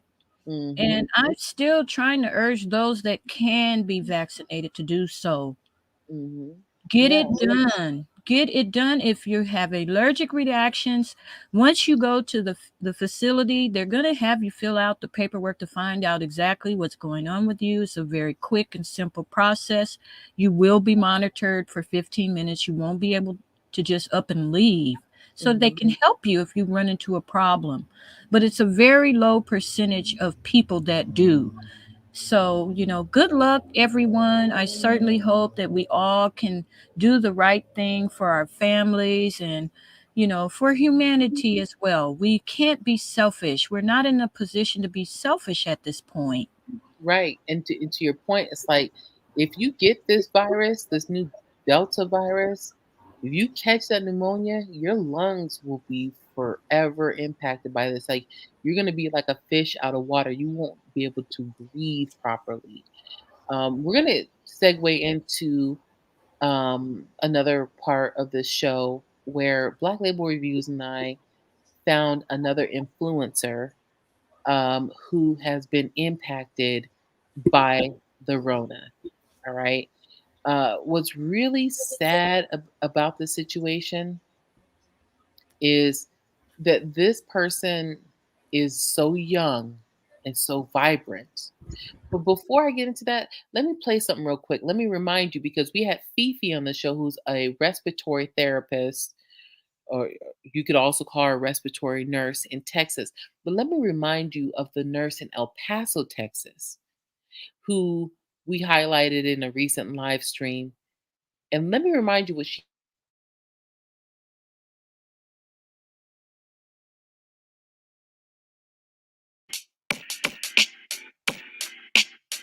So I saw a lot of people die that I feel like shouldn't have died. Y'all, that assignment there broke me. Okay. That woman right there, I have to share you guys her Instagram page. I want you guys to subscribe to her and understand that this woman is a very real woman. I'm not going to play the full story because we already played it in a different live stream, and I don't want to keep regurgitating the same commentary to you guys because for those of you guys that have already watched it, but I want to highlight her. You can see that she's a real woman. She is someone that lives her life. She likes fine stuff. She likes, you know, she likes to travel. She's living her best life. This woman is a real woman, and the things that she saw while helping Rona patients is really disturbing. Okay. All right. I see you. I got you. I got you on the back end. This woman is a hero to me, just like Fifi. Eat what Fifi is. She's a hero to me because she spoke up. All right. Now let's get into another situation. All right. Benny says she's had pneumonia. It almost killed her. I will not risk dying for being ignorant. That's exactly what's up, Benny. I really understand where you're coming from. Pneumonia is nothing to play with at all. At all. Not at all. All right. So there's another influencer that let me tell you. This story really got me. This gentleman right here. He obviously look at him. He looks young. Uh his channel name is Dub Fam. If you want to go check him out. He actually chronicled his experience while in the hospital dealing with the virus. Okay. And what I found really interesting about this story is that he was being honest. He's being real. And I want to do some commentary on it because I think a lot of us feel like when people catch the virus and then they recover, they don't really understand what people who have caught this new variant go through. And you can see it in this gentleman's eyes. Okay. I'm going to play for you guys audio. Okay? Let me show you guys what this man went through. Listen very carefully. What's good, YouTube? This is your boy Dub, and I'm back for another video. And today, I'm not feeling too good. Not feeling good at all. Right now, I'm in the hospital. I've been keeping up. I have The buzzing noise you hear is him hooked up to all the machines in the background. I have COVID. Not only do I have COVID, but I got pneumonia with COVID. Pause the video, Tosh. Okay. In the background, Now, if you guys noticed, he said he has COVID and pneumonia. Now, how many of you out there know the rapper DDG? If you know about him, This is DDG's brother. Okay. So go ahead and continue whenever you're ready. I just wanted to let them know a little bit more about who this young man who he is. This young man is also in the entertainment business that his brother is in.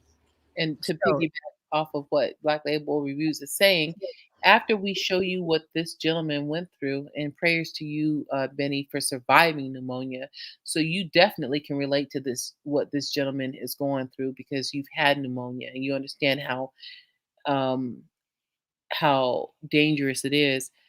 But to piggyback off of what Black Label Reviews just said, DDG, and you guys can go check him out after this live stream. DDG is a very prestigious recording artist, a very prestigious influencer on YouTube, and this is the brother of DDG. And he actually did, his brother DDG did a follow up video to his brother's situation, which I found pretty impactful. And I think you guys are going to find it pretty impactful as well. yes, we did. Absolutely. Yes, indeed. And yes, I agree. All right, let's keep going. And Black Label, just let me know whenever you need me to pause. I most certainly will. Thank you, Taj. Okay. Heart monitor, oxygen monitor. They got me on oxygen right now. I'm getting a lot of encouraging words from you guys. It means a lot. It hurts to talk. As you can see with my eye right here, it's a little backstory between that. I had walked on my balcony and sat down, and I was drinking some Gatorade, and I got up and I felt hella dizzy. So I sat back down, laid my head on the table that I got outside. When I woke up, I was on the floor.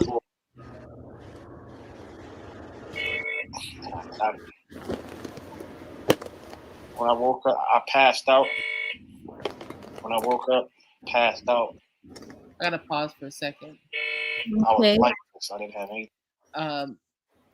This gentleman he appears to be younger than me. I'm 41 years old. This gentleman appears to be younger than me. And he's already telling you that if you can look at his eye, on the right hand side, you can tell that his eyelid is darker than his eyelid on the left hand side. He's telling you that he was so sick that he actually passed out and hit his eye against his whatever he landed on, and he's way younger than me. So that tells me how detrimental it is for people to understand that this virus is very powerful and strong. And I hate to say this because I'm all about women and women power, but men are naturally stronger than women. Their muscle makeup is naturally stronger. So this gentleman who's younger than I am was literally taken to his knees by this virus even before he was administered to the hospital, and you can see it in his eye. Look at the right eye versus the left eye. Absolutely. This is a man who was healthy, and it was something that came upon him suddenly, and he was taken to the floor. So, we just don't know. I think it would be a good thing if we started to compose or compile up a list of what kind of symptoms there are. There seems to be quite a few. Yeah. There's so many different variants, Tosh. Yeah. But I think we need to start considering making a list so that we can let our people know what to look out for, because it doesn't seem to me that the news is doing that very much. That's true because I didn't know passing out was a symptom. I knew shortness of breath, um, loss of appetite, and taste, but passing out, oh, I didn't know that was a. Right, and some people are saying they have aches and pains, and there's just a lot of different complaints. Mm-hmm. It's true. All right, let's keep going. Things left in me. I crawled to the door. And I was begging God, like, please let me go say bye to Wu Opera. Just let me go in there. Just let him see. Because I just didn't want, I don't know.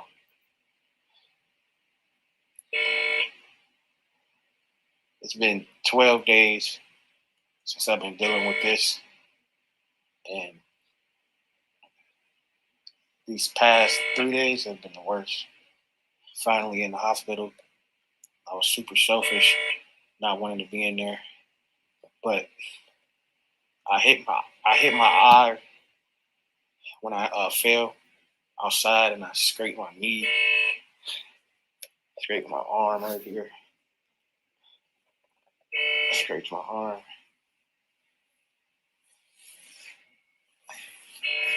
Scraped my knee. I thought I was dead, man.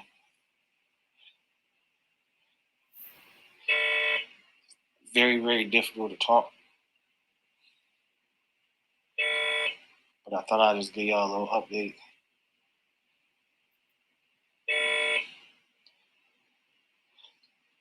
So, not only Pause the video. do I have COVID, but I got pneumonia.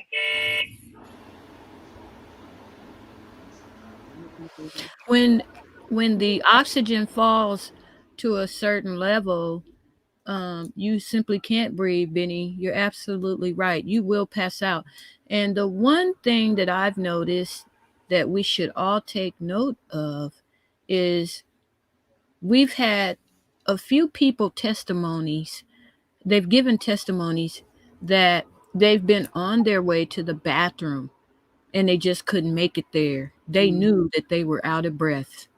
And it's a sad day when you can't make it from the bed, you guys. That's a very short distance. That has to be terrifying. Mm. You can't breathe to get to the bathroom. Oh my God. I mean, this is serious. And- More people are saying this, so it has to be true. Mhm. That you won't be able to breathe with the new variants that are out. You have pneumonia complications with this now. And this thing is getting well more serious than we ever would have thought. You're And, right. you know, I'm sorry. I just hope that everyone will prepare, because November is right around the corner. And we know that we've had some pretty bad flu seasons the past couple of years. Mhm. So, this thing is just really bad. But a lot of it is preventable. I'm not speaking of those who can't take the shot. I have 2 sisters who can't. But I have enough sense to at least know the booster shot is out, right? Mhm. So if one of my sisters should get sick, they both have doctors.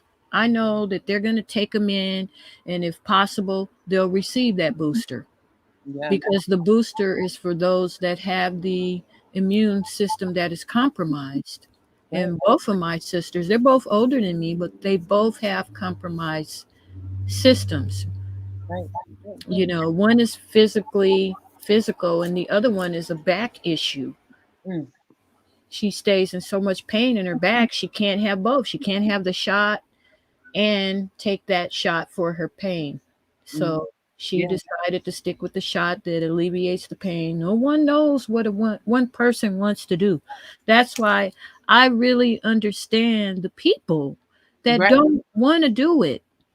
Right. Like, I understand the people that don't want to do it, let me be clear, that have their immune systems are compromised. Right. If your immune system is not compromised, you don't have an excuse. And That- that's my final answer. I'm sorry.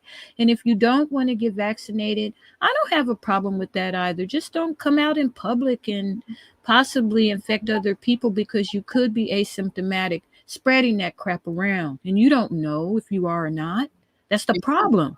It won't show. You won't be sick if you're asymptomatic. You That's still true. could be contagious. Right. And you That's can true. get 9 people. Come on now. You can get 9 people sick. What are we doing here?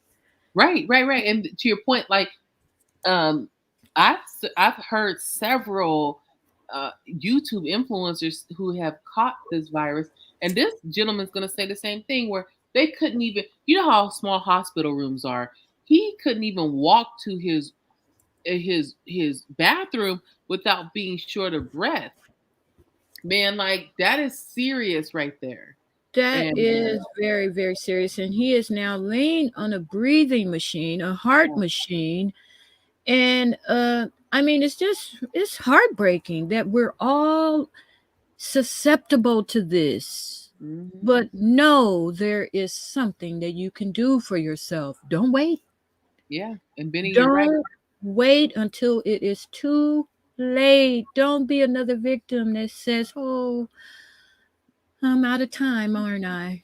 Hmm. And the asymptomatic people are the most dangerous, because they're walking around with the virus, spreading it, and they don't know that they are. To Benny's point, it's just like, man, come on. Like, we are being told this information for a reason, so we have to hold it to a high esteem. I We mean, really do, and it's heartbreaking. I'm biting my fingernails. I don't even bite my nails. I'm biting my fingernails because people don't understand how important a time this is. yeah, You're going to look around and you're not going to be able to go into anything anyway without the card. But right. it's just really sad that you would consider putting yourself in a position of losing your life.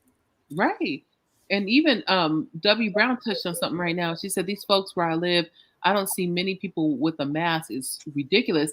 You know, the same thing from W. Brown. I went out yesterday I had to wash my car. I needed some more gas, and I wanted to get something for dinner. And I saw so many people without masks on. I'm just like, oh my gosh, man. Okay, fine. I understand if you don't want to get the vaccine, or if you can't get the vaccine because of the fact that your immune system is compromised. Some people just don't want to get the vaccine because they just are being rebellious. Some people literally, like Black Label Review's sister, they cannot get it for medical reasons. Like my best friend Tora's mom can't get it for medical reasons. So I understand that. But if the way I look at it is, I put myself in other people's shoes. If I couldn't get the vaccine for medical reasons, I sure in the hell am going to wear a mask, and I'll be like W. Brown. I'll wear 2 masks because I just want to make sure I'm not getting no one else sick because I cannot get the vaccine. But we also have to remember, there's a lot of selfish people out there. Remember when the AIDS came out and there were super spreaders giving that to other people because those super spreaders wanted to lay down and have sex, and they felt like it was their right to have sex and they didn't care because they were already infected? Well, I just feel like there's a lot of people out here that have this virus who have already been impacted, and because they know that they don't care. And those are the worst people to have to be around and to deal with. I'm not talking about the people that physically can't get the vaccine because of a medical reason or a weakened immune system. I'm not talking about people like, that legitimately can't. I'm talking about the people that deliberately choose to infect other people. It just pisses me the fuck up. Sorry, I didn't cuss, Black Label. I said it just really irritates me. Yes, it's a very irritating time, Tosh. We're just asking for everyone to try and be more responsible. If you're not going to get vaccinated, please quit showing up with your friends in public places. You could be contagious. This is very serious. I hate to have to tell you guys this kind of stuff. We had a respiratory nurse on the channel just now say, keep your circle small and keep it down to at least 15 people if you can. And if you do, keep it down to 2 people, wear your mask. And she also said, make sure those 15 people are close family. She said you could have a gathering if you want to. You know what I'm saying? But if you, on the safer end, to be more with family. Yes. So if you must mask, you must all be on the same program. You must all wash your hands. You must be in unison. You must all sit down at the table and eat quietly. That's a lot of requests. Yeah, People are not gonna do it. They're not, because they feel entitled. They feel like ain't no one can tell me this. No one. Absolutely. Look at the Obama party. Everyone was. Well, I don't want to grand party. Yeah, I don't want to. They had a wonderful party. It was a great party. Yeah, I just don't. Me personally, I know there's a lot of Obama supporters. Shout out to you guys. Shout out to the Trump supporters. I'm not making this a partisan issue. For me, that's not what this is about. Because when we start segregating parties, then that's when we segregate the chat. And I'm not about that life. I'm just saying, I'm speaking on behalf of the people. Okay. We need to represent the people that are being impacted by this. And yeah, I think so often we get so used to, and I know you're talking about Black Label because I have some interesting thoughts about, so for those of you guys that don't know, Obama turned 60 years old recently. And there's a lot of controversy around how he celebrated his birthday because no one was wearing masks and we're in a state of a pandemic, but we as Americans have been forced to wear masks. We as Americans have been forced to stay at home. We as Americans have been forced to get vaccinated. So it kind of was off-putting to some people, you know, that display of, it was almost a display of arrogance by some people. To some people, it was more do as we say, not as we do. Right. And then some people who are Obama supporters say that, well, people who were at that event were tested and they tested negative for the virus. So therefore, it was okay for him to have the party. Some people were saying that it was the environment that was heavily maintained by medical staff and stuff like that. My whole thing is this. For me personally, and this is not a partisan issue for me, but for me personally, knowing what I know about this virus, I would not really feel comfortable going to a party that big. For me personally, or any party that big. Like, I'm not going to go on a cruise ship. I'm not going to go, you know, I'm not going to schedule a meet and greet where there's like 8,000 people at the meet and greet. I'm not going to do that because I know that even though I'm fully vaccinated, I know that I could still catch the virus. And because I am vaccinated, I know I have a barrier of protection, but I don't know how strong my immune system is going to be able to take it if I'm still hit with it. So that's why I say for me, it's not a partisan issue. It's just the ethical humanitarian thing for me at this point. Yeah, the question is, can we all do the right thing? What is it that we're told? And will we all be able to understand what we're being told? Will most of us conform? We have children now being hauled off into the OR. This is very serious. A lot of them are being airlifted. Mm-hmm. Beds are filling up very, very quickly. We must come to a medium somehow, because with the border being open and everyone's over here on the left side doing what they want to do, and the other people on the right trying to conform, how are we going to come to the middle? I feel what you're saying, because for me personally, it's like, don't tell me I can't eat chocolate and then you go on national television and you're And you eating eat up all the mounds of damn chocolate. Like, come on, man, that's gonna piss me off. So I really, like, Every- don't do that to me. You feel me? Like, if you want me to conform to the policies that you put in place, then you need to practice those same policies. Or is there something that you know that I don't know? What is going on? Or is it a double standard? So I get it. To me, it's between right and wrong. It's not about left or right or green, red or blue. It's not about any of that. It's just the way I see things is right and wrong, period. Yeah, that's the correct way to look at stuff, you know. Mm-hmm. But we have a lot of foolishness going on, that's for sure. But we'll see if things are going to get better because, hey, we're the American people. No one can change it but us. Yeah, that's right. But And together. together, yeah, we have to be united as a people. I think so much segregation is going on right now because people identify as Republican or Democrat, but we're people. We are living, breathing human beings, and we all bleed red blood. We all get up and go to work. We all have bills to pay. We all have loved ones. We all have mortality. So if we think about it that way, instead of trying to push for what our political beliefs are, then it makes things a lot more simplified and easy.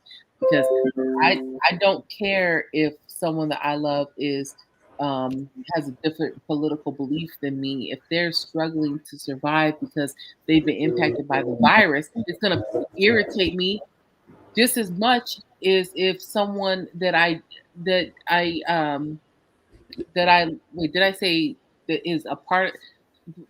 Long story short, I'm saying is if someone who is a Republican has the virus and someone that's a Democrat has the virus, it's going to impact me the same because if I know them and I love them, I want them to be better. I want them to be okay. I don't care what your political beliefs are. I just need you to be okay.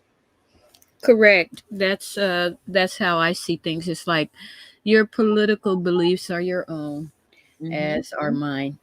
And Yeah. most people don't agree on politics. So this isn't a political show at all, guys. I think, Yeah. everyone has their own political beliefs and that Right. as well they should have. Hmm. Hmm. Absolutely. And my prayers go out to anyone that's impacted. I feel bad for any family that's impacted. I mean, even whether you're legal or illegal, that whole differentiation doesn't matter to me. I pray for people who are living in hell right now because they're trying to fight an illness that no one wants to be sick, man. As a human being, no one wants to be sick. No one wants to have a virus infiltrating their body. So I pray for anyone that is dealing with sickness and illness. And I pray for the people who are spreading this and not caring about the fact that they're impacting people in such a negative way. I pray for them. May God have mercy on your soul. Absolutely, we must pray for the weak because only the weak are the ones that are in denial. And unfortunately, they're becoming examples, Tosh. Yeah. Yeah. All right, let's get back into this. This gentleman, man, he went through a lot.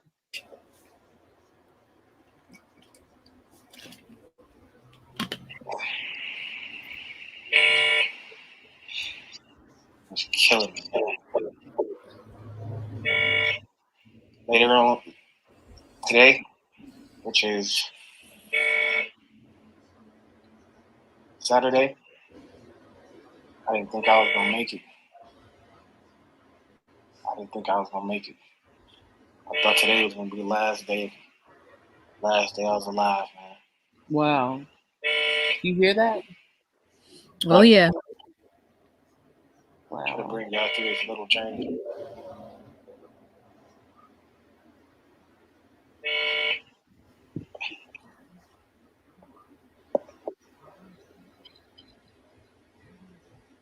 So, I got my own room. Little ass TV right there.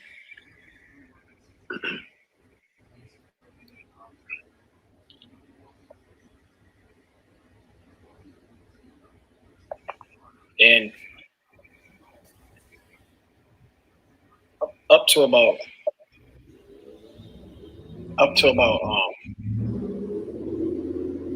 12 minutes ago, I was feeling amazing. I was on the phone. I was talking. I was watching TV, all happy. When I had got up and went to use the bathroom.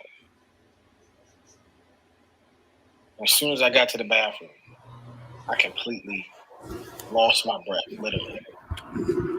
Pause the video. Mm-hmm. There it is, Tosh. Yet Yep. again, we're right there in the face of what this man and others have witnessed, and they brought this to us. Yep. They get to the bathroom and they pass out. And I tell you, nobody knows the feeling of what it's like not to be able to breathe except for those passing, those that have amnesia, or not amnesia, asthma, or someone that is suffering from an ailment that could possibly be incurable, such as the Rona, Mm-hmm. to mention a few things. So his testimony is very, very telling to me because I've heard this now at least 6 times. Yeah. It's, Yeah. it's just chilling to me. It's very chilling because I've heard at least 6 testimonies. Yes, that his oxygen level is low. I've heard that one person tell me that their oxygen level was like a 0. Wow. A And 0. What's chilling is a lot of people keep talking about a lot of influencers who are used to publishing on YouTube have said the same thing that you're saying, Black Label, that they couldn't even walk to the bathroom. Nope. And he just stated he's telling you on his back, and God bless him. This is Dub family. One love. Shout out to DDG as well. Yeah. And we hope Wow. that your family is healing in the proper way. God bless you. And there are many prayers going out for this young man and his family. Yes. Yeah, we're praying for you. We're praying for you because you can see it in his eyes, man. Benny said she's seen this 100 times. That is sad. But Oh yeah, it's very you can see, telling. you can see it in his eyes. You see can. it. He really thought it was over, but you know what? God had other plans for this young man, and it is just really, really a telling time because he thought it was over yesterday. Mm-hmm. God said, "Not yet." Yeah. So All right, let's keep going. Wow. yeah, let's see what happens. Let's see. I'm talking about I've never felt a loss of breath like that. Wow. You look so young. 13 days. Yeah, he does. Yeah, Benny. Yeah, like doesn't he look? How old is he? Is he like in his 30s? I'm gonna show y'all this food. I think he is like 30 something.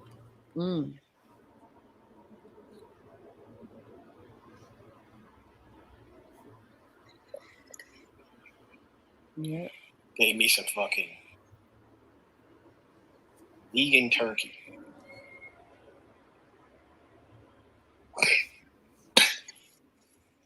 Some fucking, I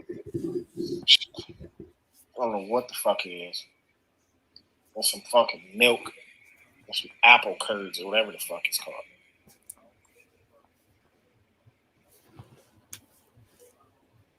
I'd rather die than eat some more hospital food, bro. So luckily I got this cool ass nurse.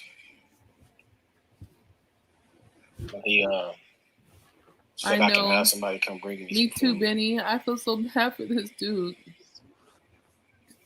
Oh man. I haven't been alone I feel so bad. like this in a while. I had a bad cough now.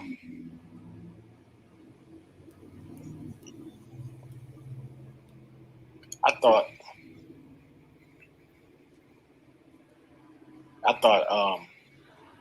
you can quarantine COVID away, which is the case for a lot of people, but not for me. Pause the video. Worse and worse. Not the worst of the worst. Now again, to the chat, and Tosh, you probably already know this.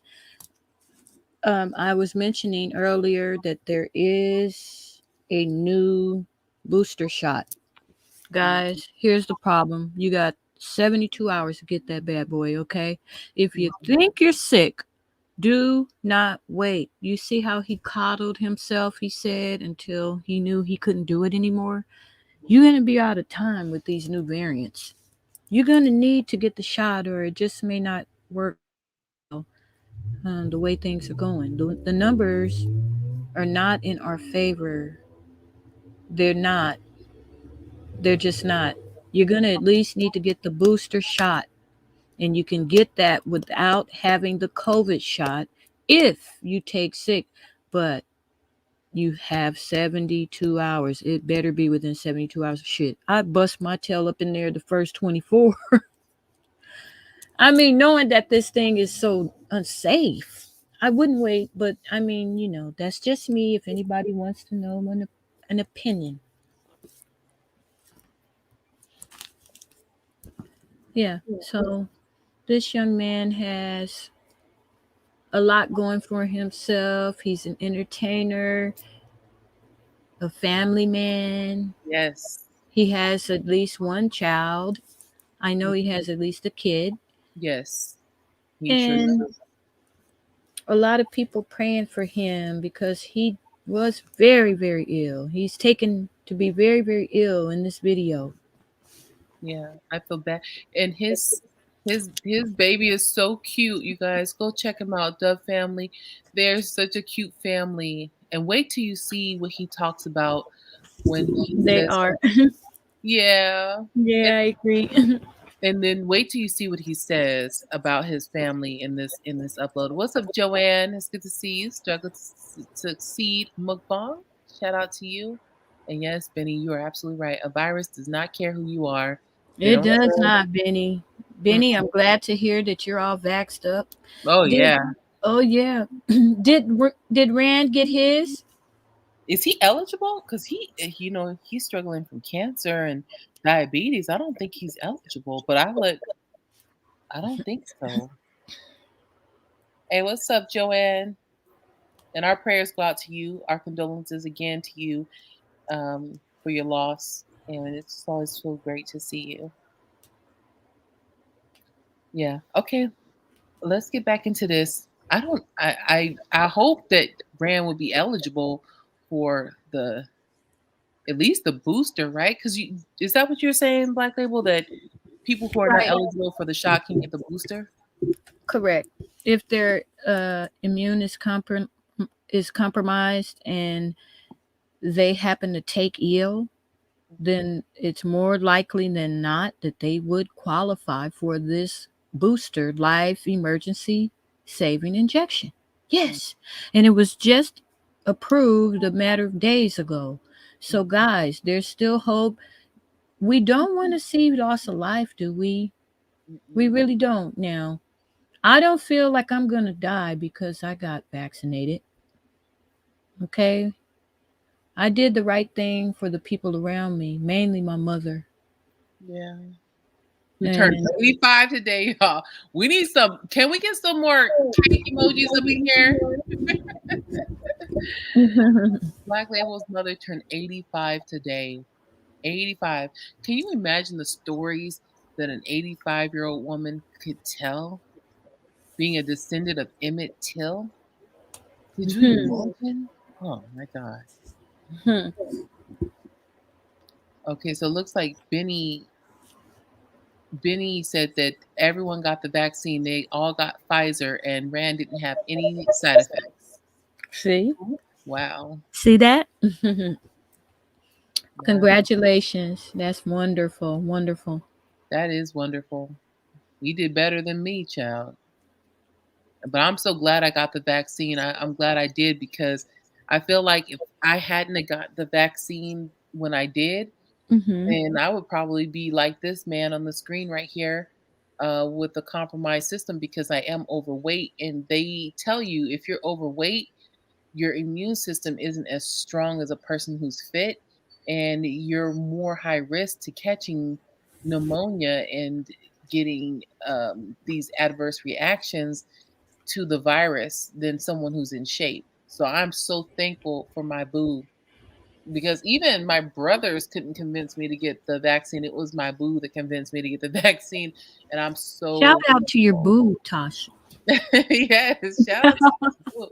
Man, I love my boo so much. I really do. I'm so thankful. Every day I count my blessings.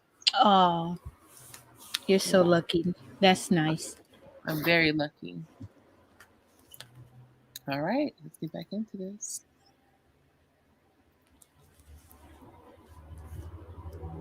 I don't think I'm gonna die anymore, but I got it bad, real bad. I got so many videos stashed in my head that I can't wait to bring out for y'all. But I gotta keep telling myself that my health is more important than anything. Imagine I haven't talked to Wu Up Black label. 12 days. Penny. I Mm-hmm. was feeling when I leave out the room and get some water, and all he would do is this.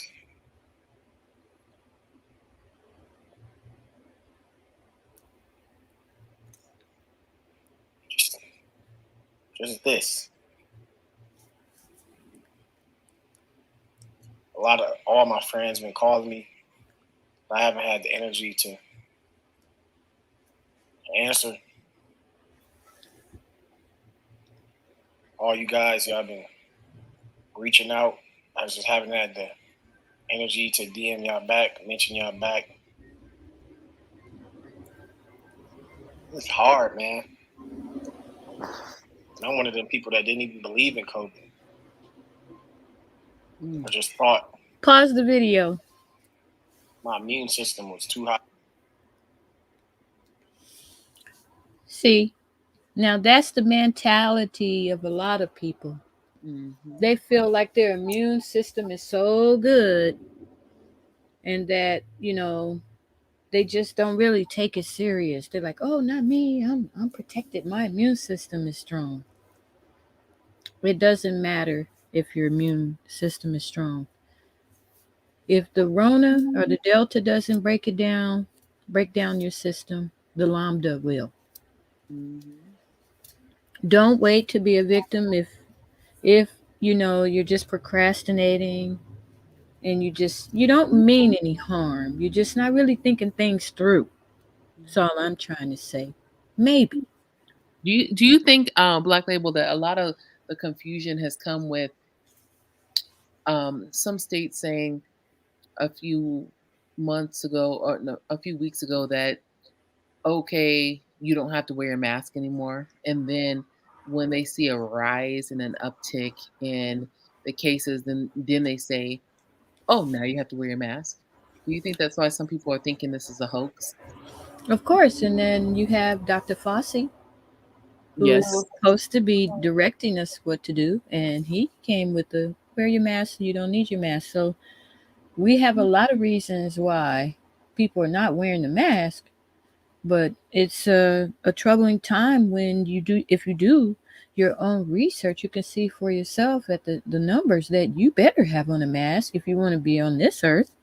Mm-hmm. It's like protect yourself and social distance. Don't go around people that you don't have to be around. Don't do it.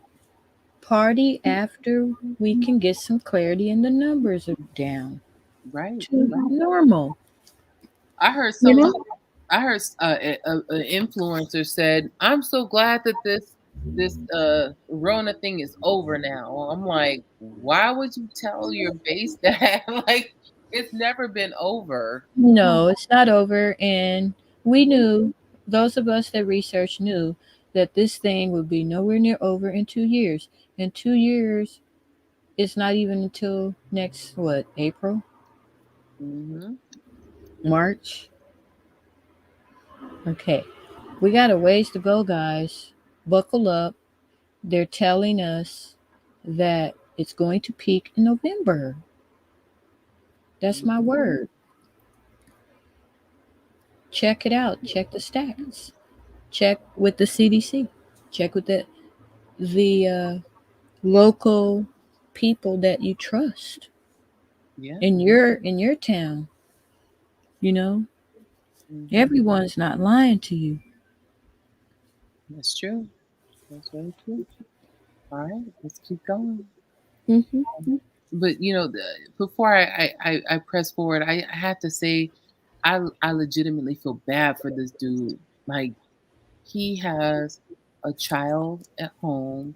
He is he's young and he's stuck in the hospital. I don't know how you guys, if you guys have ever been in the hospital, but one day in the hospital is so long and boring and frustrating. He's been sitting up for days in this hospital, and he felt like he was going to pass away. And I'm like, I just feel bad for him. I just literally feel bad for him. And he did nothing wrong. All he did was he was living his life. That's all he did was live his life. Child. All right, let's keep going.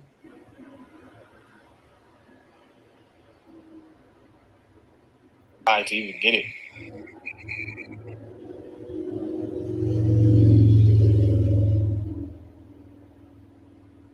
$13 days, man. I never forget these days. Yeah. Did you say 13 days? I used to see people talk about COVID just on the internet, on the news. Just didn't think it was real. Wow. Nah, I'm a prime example that it is real. That's very real.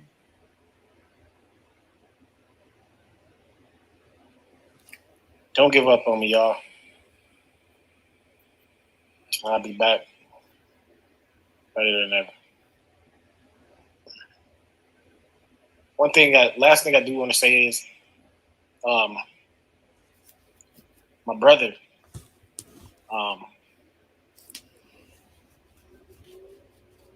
he came and visited me.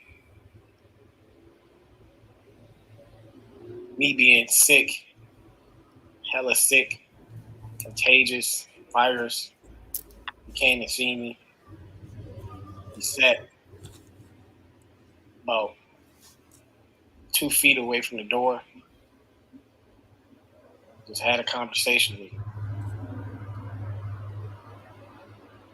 Mess. This mess. That mess meant so much to me, bro. And then Brittany spent 12 days also with me. Couldn't go anywhere. Got me water. I try to beat the COVID at home and isolate, but I couldn't do it. Got people like Joe. I gotta pause real quick and just say something. We're actually going to be wrapping up this live stream because we're nearing the 3 hour mark, and we like to keep our live streams from 9 to 12 if at all possible. So we got about 15 more minutes left of the show. But I have to say, his brother came and visited him in the hospital, and even though he was highly contagious, his brother stood away. He stood at a major distance but that meant the world to him. And it just goes to Yes, show it you did. it's not about me. It's about we. Correct. Because what are you going to do when you fall on your back and you get in a position like this? And God forbid this happens to any of us, but we end up in a position like him and Mhm, no one at all comes to visit you. That is a very dark place to be. mhm. That Some is, of us don't have family like that. mhm. That's true, man. That is so true. And we just pray that we have that support system because, like I said at the start of this live stream, sometimes people around you can give you the will to live. I would agree with you, Tosh, yet again, which we oftentimes do agree on so many different things. And Yeah. it's just really sad when you don't have a shoulder to lean on. And God forbid, as I said before, that any of this should happen to anyone. And that is why we're so adamant about trying to inform the followers, as to where we should be doing what Hmm. or not. Absolutely, absolutely. I know we're kind of nearing the end of this live stream, Black Label. So I'm gonna actually stop sharing this guy's story. But if you want to go check him out, his name is Dub Family. Prayers to him. I was gonna show some more commentary, but I think we kind of made our point valid with this share. Um, that the coronavirus is very serious. Okay, it's impacting a lot of families, a lot of people that have children. It's also impacting a lot of children at this point. Uh, It really is, especially with the trafficking, the smuggling, uh, the fentanyl, the deaths from the fentanyl, the abuse. It's just overwhelming. The border is just a total disaster. and people are, yeah. I mean, the drugs that are infiltrating um, our system, and then we got kids going back to school. The numbers are staggering. Oh, Over a million people in custody. oh my, Over a million people penetrated the system and just walked right on through the border, or they were assisted by some form of smuggling. mm. And the sad part is that the parents approve of this stuff. It'd be a cold day in hell before I sent my child over. Even if the opportunity was more advantageous for them, I'm not going to send them by themselves to try and, fend for themselves, especially in a nation that's being grief stricken by a pandemic. Like, come on, man. Benny Yeah. says, Benny says she's been in a bed like that, not knowing if tomorrow was going to come for her. It's such a lonely and desperate feeling. It's so scary, you guys. Oh my God, my prayers go out to anyone, you, Benny, anyone that's been in a position like that. That's just horrible to be alone like that. Correct. And it wasn't because he didn't have his baby's mother. It Hmm. was because he was contagious. Yep. And you don't know how long you're going to be confined in that type of a situation. It's very scary. You don't know what could happen inside of there. Mhm. It's true. It's very, very, very true.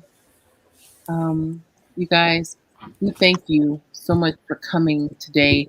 I want to make sure that you guys know to leave a comment after the live stream. Shout out to our comment winner, Jill's Comfort Zone, for leaving the best comment and being a major supporter of the channel for several months here. We really appreciate you guys, and we want to know what you guys think. We're going to go live again on Saturday at 9 a.m. Pacific. Black Label and I will be live again. We may have a special guest to present for you guys. If you guys want to be a special guest, hit me up on Instagram at Tosh_time, and we'll review over your requests. And also, again, once you leave a comment after the live stream, Black Label Reviews and I will review it, and we will determine who is going to be the next recipient of the cash giveaway on Saturday at 9 a.m. Pacific time. Your opinion matters. There's no right or wrong comment to leave. We want to promote conversation in here. We want to get a lot of opinions in here. We want people to speak up. We don't want a silo. This is not a um, partisan issue. This is not a black or white issue. This is something where we want to bring the masses to this platform so that we can talk about issues that matter. I'm getting tired. I mean, I'll be honest with you. I'm getting tired of the same stale commentary of people, particularly in certain sectors of YouTube, who just complain about everything. Let's be solutions driven. Let's do something to educate and let's talk about things. Let's get comfortable with being uncomfortable. All right. So make sure you drop your comment after the live stream today so that we can make your opinion matter, and so we can also support you for supporting us. That's also a big deal for me in Black Label Reviews. Black Label, do you have anything else Sure you want is. to share as well? Yes, I want to say that I really hope that everyone is really thinking this thing through correctly. And do yourself a favor, if you can get vaccinated, I can't emphasize this more. Go out and get it done. It's not really that big of a deal. It truly is not that big of a deal.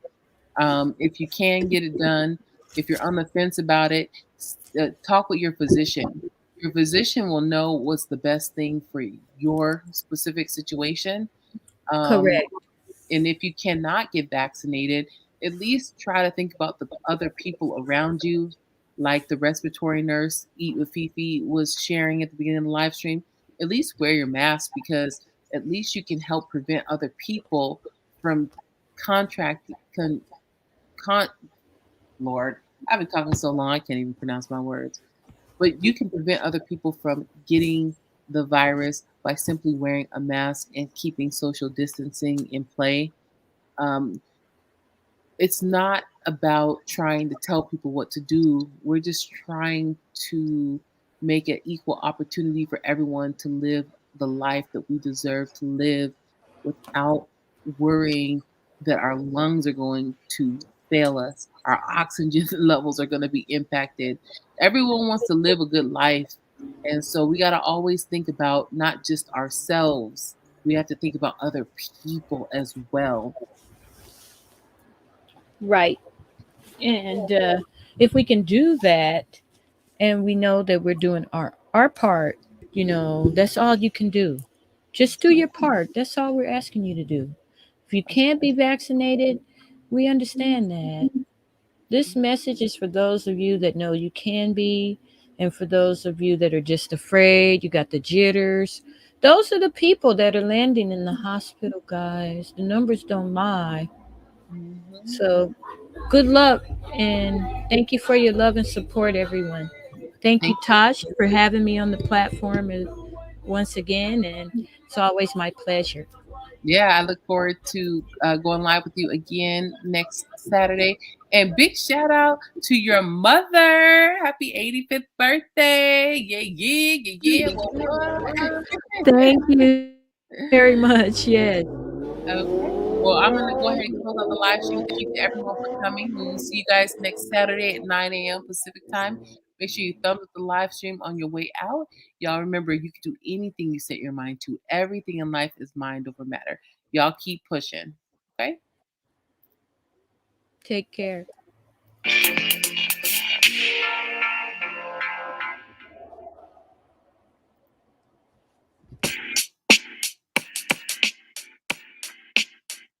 Yeah. What? What? What? What? What? Yeah. What? What?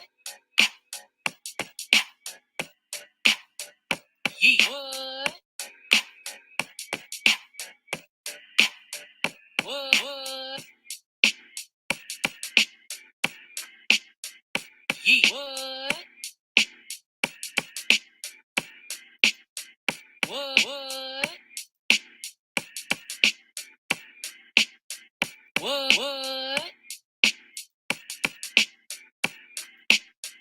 What? What? Yeet. What? What? Yeet. What?